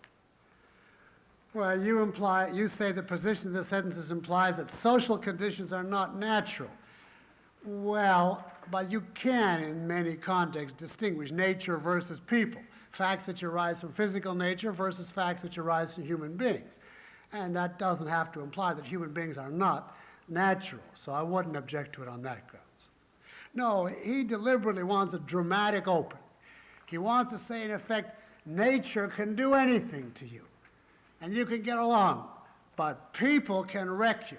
And that's a way of motivating an audience, because it's a striking opening. The question is, what is this power that people have that nature doesn't? Only what is the problem with the formulation? At the very back, yes. Exactly. By the wording, it makes it seem that man is an exception to the law of identity. He says, now where is this page? 6, the very bottom. Most species, their tools are limited, they can't function. Man is different. He's not limited to a specific natural habitat. There is no condition in which he could not in principle survive. Well, the in principle tries to save it, but what obvious conditions would occur to you? An earthquake, a holocaust, plagues, all the kind of things that the religious philosophers struggled with in the so-called problem of evil, tidal waves, etc. Now, that is not the norm, but if you simply make, in writing, you see now in speaking it would be okay, but in writing you have to be committed to the last implication. And if you say flatly, animals are limited to some extent, and man can survive anywhere, then you're committed to anywhere, and if your reader says, in the midst of a volcano, you have to say yes. And if you want to exclude volcanoes, you have to say leaving out volcanoes. And I put that in simply to show you it's a case of overstatement. Obviously, the person didn't intend it, but it's too much. All right, let's do J, was the last one assigned. Now, this was from a very well-written piece, and I actually object to the omission of only one adjective. So I put it in as an example of a very small implication. If you read something completely objectively, where one adjective could have saved a very well-written passage. What is the one implication? Now, here again, I know that when I tell you there's just one, you're drawn necessarily to anything that strikes you, so I don't know whether it'll be the same one I have in mind. Yes, I see an arm on the aisle. Today's politics.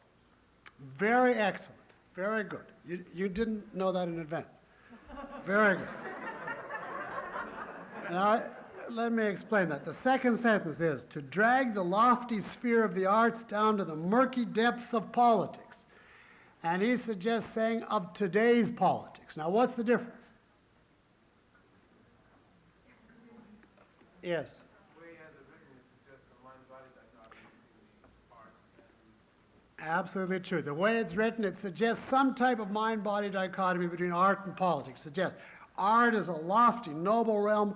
Politics, by its nature, is low, rotten, cutthroat, wheeling and dealing, and so on. Now, if you concede that view, then you're left in what position? Your politics is shot, because one's government per se is bad. You either have to be an anarchist and say, let's not have any, or you take the view, well, let's have the minimum evil necessary. But once you say a minimum evil, and it's evil by its nature, which is the implication, the advocate of government aid to the arts says, well, there's no place to draw the line. I know politics is rotten. We want as little as possible, but this is really urgent, you see. So you want to avoid the implication that the whole realm is no good. But of course, you can't go into a dissertation, I stand for capitalism. So you delimit the formulation. And the simplest way is the one suggested, to drag the lofty sphere of the arts down to the murky depths of today's politics. Now, everybody knows today's politics are rotten. Everybody thinks that, from the extreme right to the extreme left and the extreme middle. They all think that. Everybody blames the trouble on the other guy's politics, but everybody knows we're in some horrible mess. So today's politics is safe no matter to what audience you're talking. But it does make it clear you're not denouncing the field as such. You're not saying art is too good for this world, you see. If you want to be more specific, you could say to drag it down in the murky depths of pressure group politics or something of that order. But it was just that one implication, you see. Now that's about as subtle as you can get, but you do see that that does make a difference. And you have to read writing in that kind of way. Does it state what it means? Does it imply? Are its implications exact? Now in speaking, you can say, to bring art into politics, and just by the way you say politics and you look at the audience, you kill that implication. But in writing, they don't see your face, they don't hear the tone. Even in speaking, you might want to monitor it and say, I mean, you know, the kind of politics we have today. But in writing, you are committed to the exact wording. All right, you'll do the last three for either next time or one of these times, depending upon how long the discussion of the volunteers takes. And there again, a question with the last three is, in what way did they violate the requirements of objective formulation? All right, let's take some written questions first. There's quite a number. Last week, in explaining the concept of objectivity, you said that objectivity is independent of consciousness versus subjectivity, which is based on consciousness. Many areas of thought seem to border the two. How does one differentiate when presenting ideas between objective and subjective? Well, you only think there's a border because you're using the terms too vaguely. First of all, objectivity is not independent of consciousness. Objectivity designates, in the metaphysical sense, independence, of consciousness. In other words, something which exists whether or not it is perceived, believed, desired, etc. Subjectivity does not mean, quote, as you say here, based on consciousness. That is so vague that it could encompass anything. Any idea has to be, quote, based on in this consciousness, in the sense that without consciousness you couldn't have it. Specifically, subjectivity means dependent. Thing is subjective when it comes or goes at the desire, the whim, the feeling of a consciousness. If a certain consciousness or group wanted it to go out of existence, it would.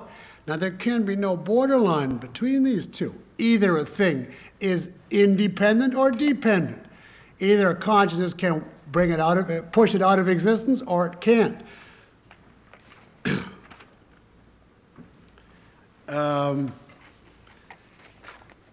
In preparing it for an oral presentation, is it ever appropriate to write the entire speech first, then take brief notes and keywords from the original written draft to use in the oral presentation? Yes, if it's a difficult topic or you're just beginning. The only problem with this is not to try to memorize it. Now, what will happen is you'll write the whole thing out. You will say, gee, these are really good formulations. You'll edit them, and then it won't be extemporaneous anymore. Because even if you just give yourself notes all the time that you're delivering the talk, your mind will be back, what was it I said on that paper that was so good?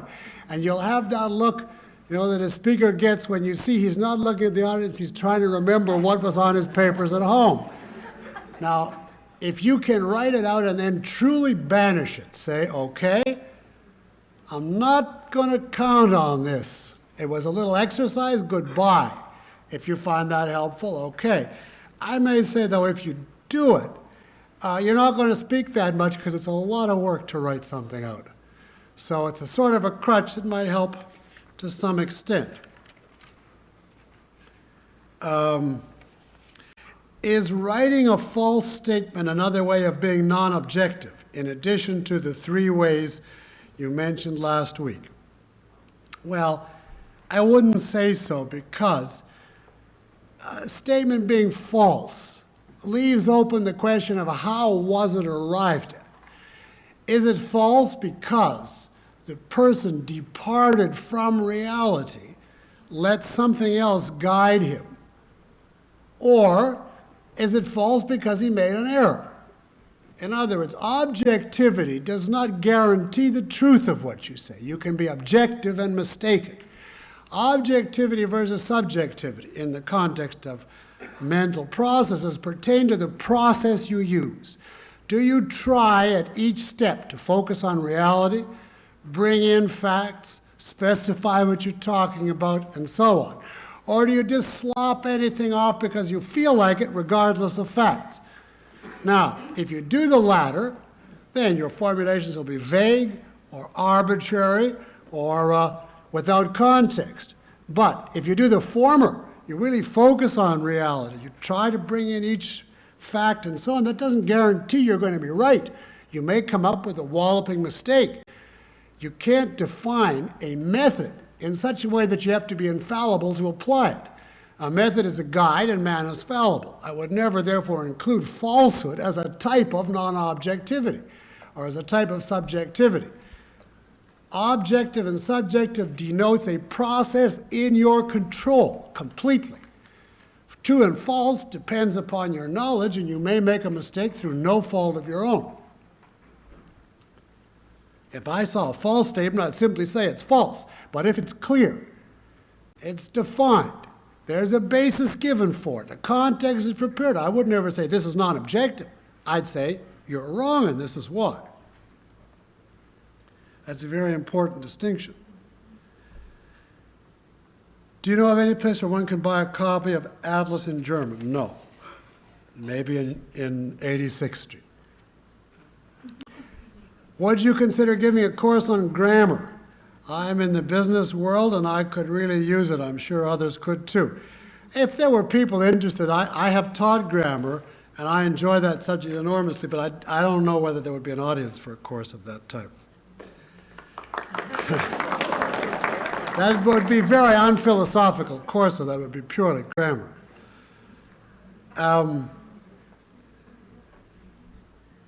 Self-monitoring has always appeared to me to be an art. How can one learn to stay relaxed while groping?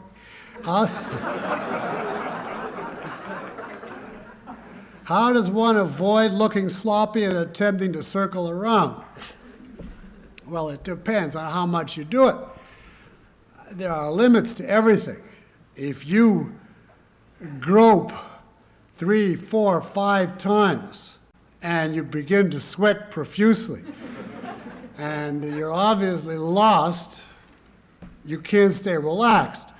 So I'm speaking within the framework of a certain basic understanding on your part.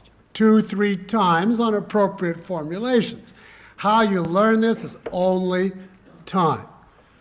Time and practice. Nothing, this is an art.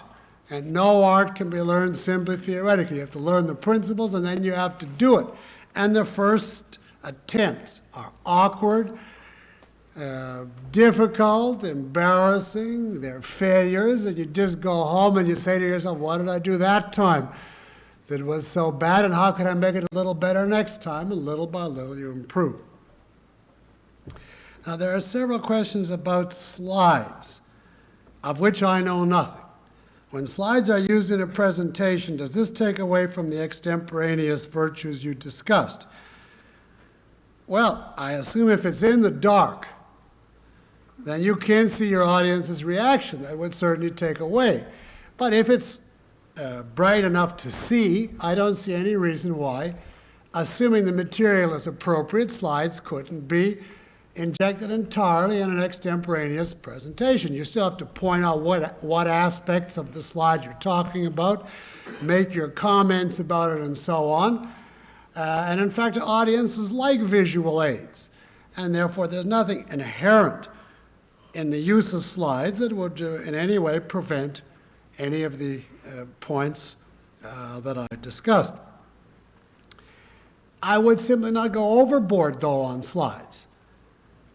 There's no use giving a lecture on philosophy when you get to Hegel flashing Hegel on the screen and so on. It simply is distracting. But if the picture is actually illuminating, in the visual arts, for instance, or anatomy, or that type of subject, medicine, I don't see much use for it in philosophy. And here again is the question, what do you think of visual aids, videotapes, and so on and so on? Do I have any tips on their use? No, I don't, because I don't incorporate them. I don't rule them out, but I don't know quite what they would accomplish philosophically that your actual presence doesn't. The most I do is if I have a blackboard, I will put key words on the board because it helps as people can read those words rather than hear them.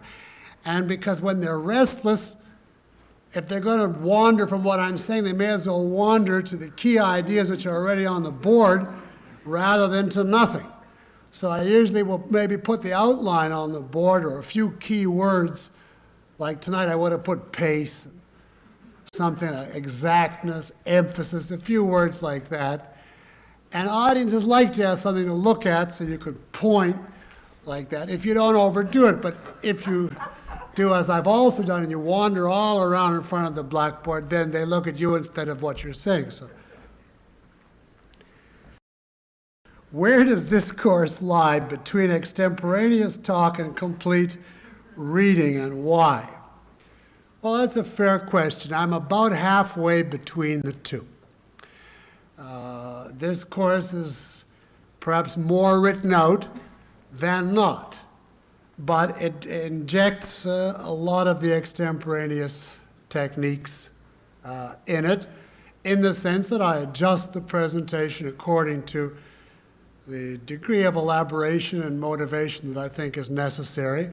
I stick in something to liven it up if I feel, I'm losing you. I make the pace slow enough for an oral presentation. I do repeat over and over in different ways. So I follow all the extemporaneous drills, but my notes are fuller than they should be for an extemporaneous presentation because I want to get the value of a certain precision and of a certain brevity. I can't do what you can normally do with an extemporaneous presentation. As well, we didn't cover it tonight, we'll do it next time. I've got a very full syllabus. So I can't take the time to be completely extemporaneous. The lectures would be a half hour longer apiece if I couldn't do some amount of writing out in advance, because that condenses it, you see. Makes me get the right formulation the first time. But I try to take the curse off the written out by adding enough extemporaneous elements so it doesn't sound as though I'm simply reading, when in many cases I actually am. So the truth is, it's about halfway between the two. I'd say closer to being written out actually than to being extemporaneous. Now, this was asked twice. Regarding excerpt J, so since it was asked twice, maybe the questioner is right. Regarding excerpt J with the correction you suggested, I have to get a copy of that. Here it is. Today's politics. Doesn't the argument imply that if today's politics were okay, then government subsidy to the art would not be objectionable? Now let's see if that's true. But to drag the lofty sphere of the arts down to the murky depths of today's politics, with the government ultimately deciding how much money is to be made available and under what conditions and which artworks are worthy of support and which aren't, is a degradation that art surely does not deserve. Yes, I have to admit that if you look at it that way, which I hadn't thought of, you could say the implication is, if it was a better politics than today, you could have government aid to the arts. And then the questioner goes on, shouldn't the argument instead be that subsidy is wrong regardless of the merits of the government's taste? Well, yes, of course that's true, and I may say that the author, this is a brief excerpt, does make abundantly clear in the rest of the paper that he's opposed to government aid to the arts no matter what kind of government and what kind of aid and criteria they used. So in that sense, this is from a broader context which already makes that point clear. And I was just assuming that broader context, but you're right, if you read it completely neutrally, you could not put in that correction. So you would have to recast it more severely to overcome that. So I concede that point. I have some more written ones, but do I have any oral questions? Yes. On that same excerpt, I just put it away. Yeah. wouldn't the implication also be with the statement, the lofty sphere of the arts, taking that in a contemporary sense, that she or he considers that the arts today are a lofty sphere? I mean, could that be implied? You think it might imply that the arts today are a lofty sphere, and in effect he's in favor of non-objective art and modern art. Well, all I can say is, in the broader context, it didn't imply that. But there is a certain problem in contrasting the lofty sphere of the arts as such down to the murky depth of politics. There is an inexpugnable problem. I would never put it that way myself, because it does, you have to ward off then two sets of implications. That politics as such is murky, and that art as such is lofty. When in fact in both spheres, art can be noble and depraved, and politics can be noble and depraved. So in other words, what all these questions are amounting to convincing me of, that there is an intrinsic kind of mind-body dichotomy in this way of wording it, that you couldn't say simply by recasting it. Okay, I concede. But I just simply say, for the benefit of the author who is in the audience, that the rest of the presentation did not include such implications. Now let me just read. Yes, all right. On the aisle at the back. Back to F, if I may. F, yes. You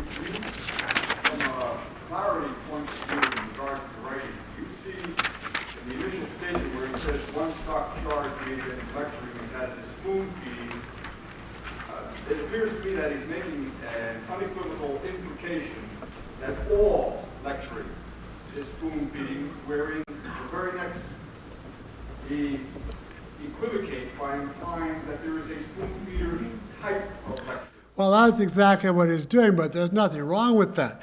Because remember, he is refuting this claim.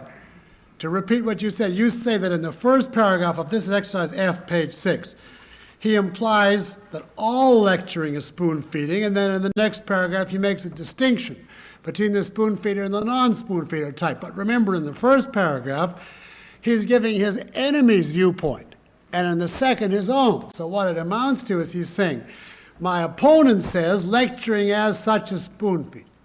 Then in paragraph 2, he's saying, but my answer is there's two types.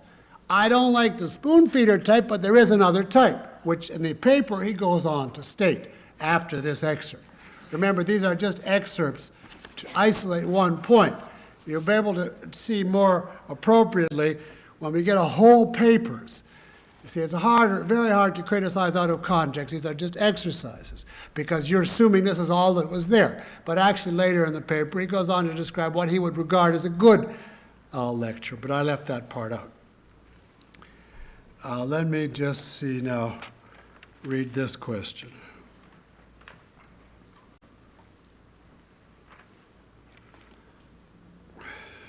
I'll have to read this at home.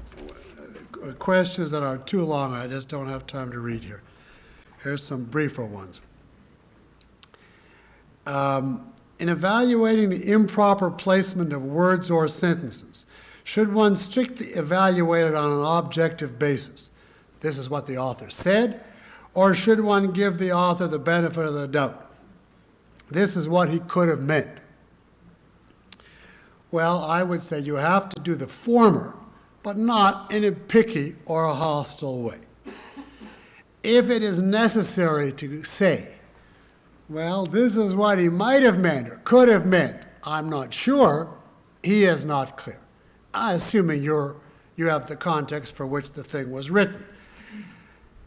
Assuming you're not being needlessly picky, you have to evaluate it in terms of what he actually said. If you have to hypothesize, well, he might have meant so-and-so, he's not being clear.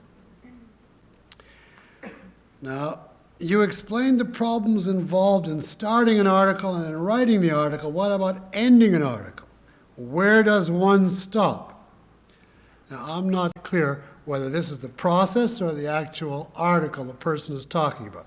The last stage is editing. That is taking your rough draft, making the appropriate corrections to make the formulations completely objective. Or does the question mean, what should you put at the end of an article? Whatever would be a dynamic way of leaving your audience with your final thought. Your final thought does not have to be the most important thought in the whole talk. It should be something that grips them, that grabs them, that gives some kind of impact. It's been said that the two most important things in a piece are the beginning and the end. The beginning, because if it doesn't get them, they won't read it. And the end, because that's what they remember. So you should put something jazzy, powerful, strong, as the conclusion, if you can. But I couldn't be more specific as to what that would be. In general, if you ask where do you stop when you're finished. When you made the point, the elaborations are over, you got nothing more to say. Oh, then I had a philosophic. Well, I have a few philosophic questions, but is there any more on the actual lecture? Yes? Yeah, I have a question about, earlier in the lecture you mentioned that you have to take a written article and pare it down to its minimum, bare essential, in order to turn that into a speech. Supposing you took the speech that you pared down to its minimum essential, and you made it, jazzed it up a little, but using all the pertinent information that you have to use, and then turn it into a written article. How effective would that written article be? I'm not sure I understand your question. Suppose you have a speech appropriate for oral delivery, and you want to turn it into a written article? You have paper appropriate for oral, well, not appropriate. You want to turn it into an oral. You have a written out paper, you want to turn it into for oral delivery. Yeah. What should you do? Okay, so you do it. So suppose you then do it. So you make notes, is that it? You make notes, in other words? No, it's done.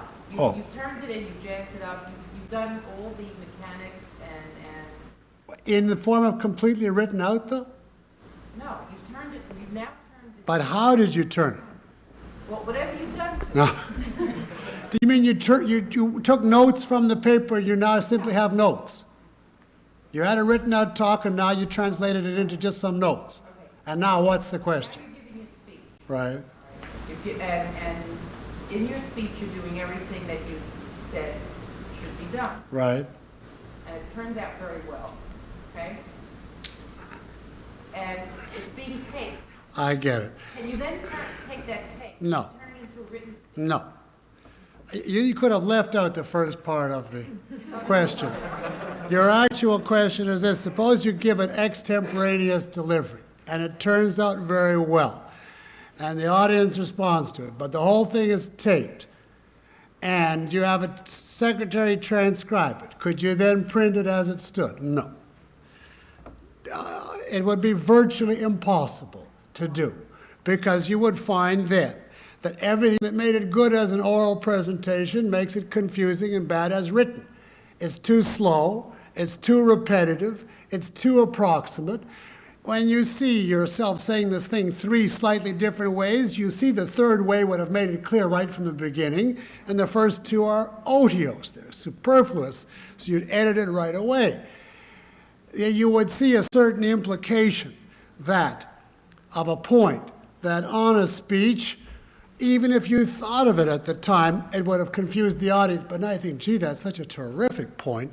It's a shame not to just put it in here, give it a little more richness. It's a little sparse for a reading audience. It's too bare. It's not enough content in it. And the result would be, let's hope not in as extreme a form, what the experience I had. In 1968, I gave 3 lectures titled Nazism in Contemporary America, which were more or less extemporaneous, and they had a good response. I thought I'll turn it into, I got a transcript, and I'll simply turn it into a book. That was just my idea, and I'm still turning it. The whole requirements are different. It effectively has to be entirely redone. Let me say a word. All right, if this is urgent, I'll take you last. Yes? The Miss Rand's letter, Philosophy, Who Needs It, was that originally written out? Yes, Philosophy, Who Needs It was originally written out completely. Yes, it was. All right, I have a couple of, or actually one brief philosophic question that I'll take to conclude. Can you explain the difference between the terms reality and existence? Yeah. Existence is what's out there. Simply the fact of what is. Usually means the totality of it, that which is. Reality is existence as grasped by consciousness, usually by human consciousness. That's why, for instance, there is such a thing as degrees of reality, but no degrees of existence. A thing either is or it isn't. But it can be real, more real to you, not real to him, really real, you see. Because reality means existence as perceived by man, as grasped by consciousness. And therefore, for existence to become reality, you have to use the right mental processes to grasp it. And to many people, existence can be largely unreal because of the way they use their minds. In this sense, reality is more of an epistemological term. Existence is the pure metaphysical term. That's why the axioms are not formulated as reality is real, but existence exists. That's the pure metaphysical fact, quite apart from consciousness. On that note, let us conclude, and I'll see you next week. Thank you.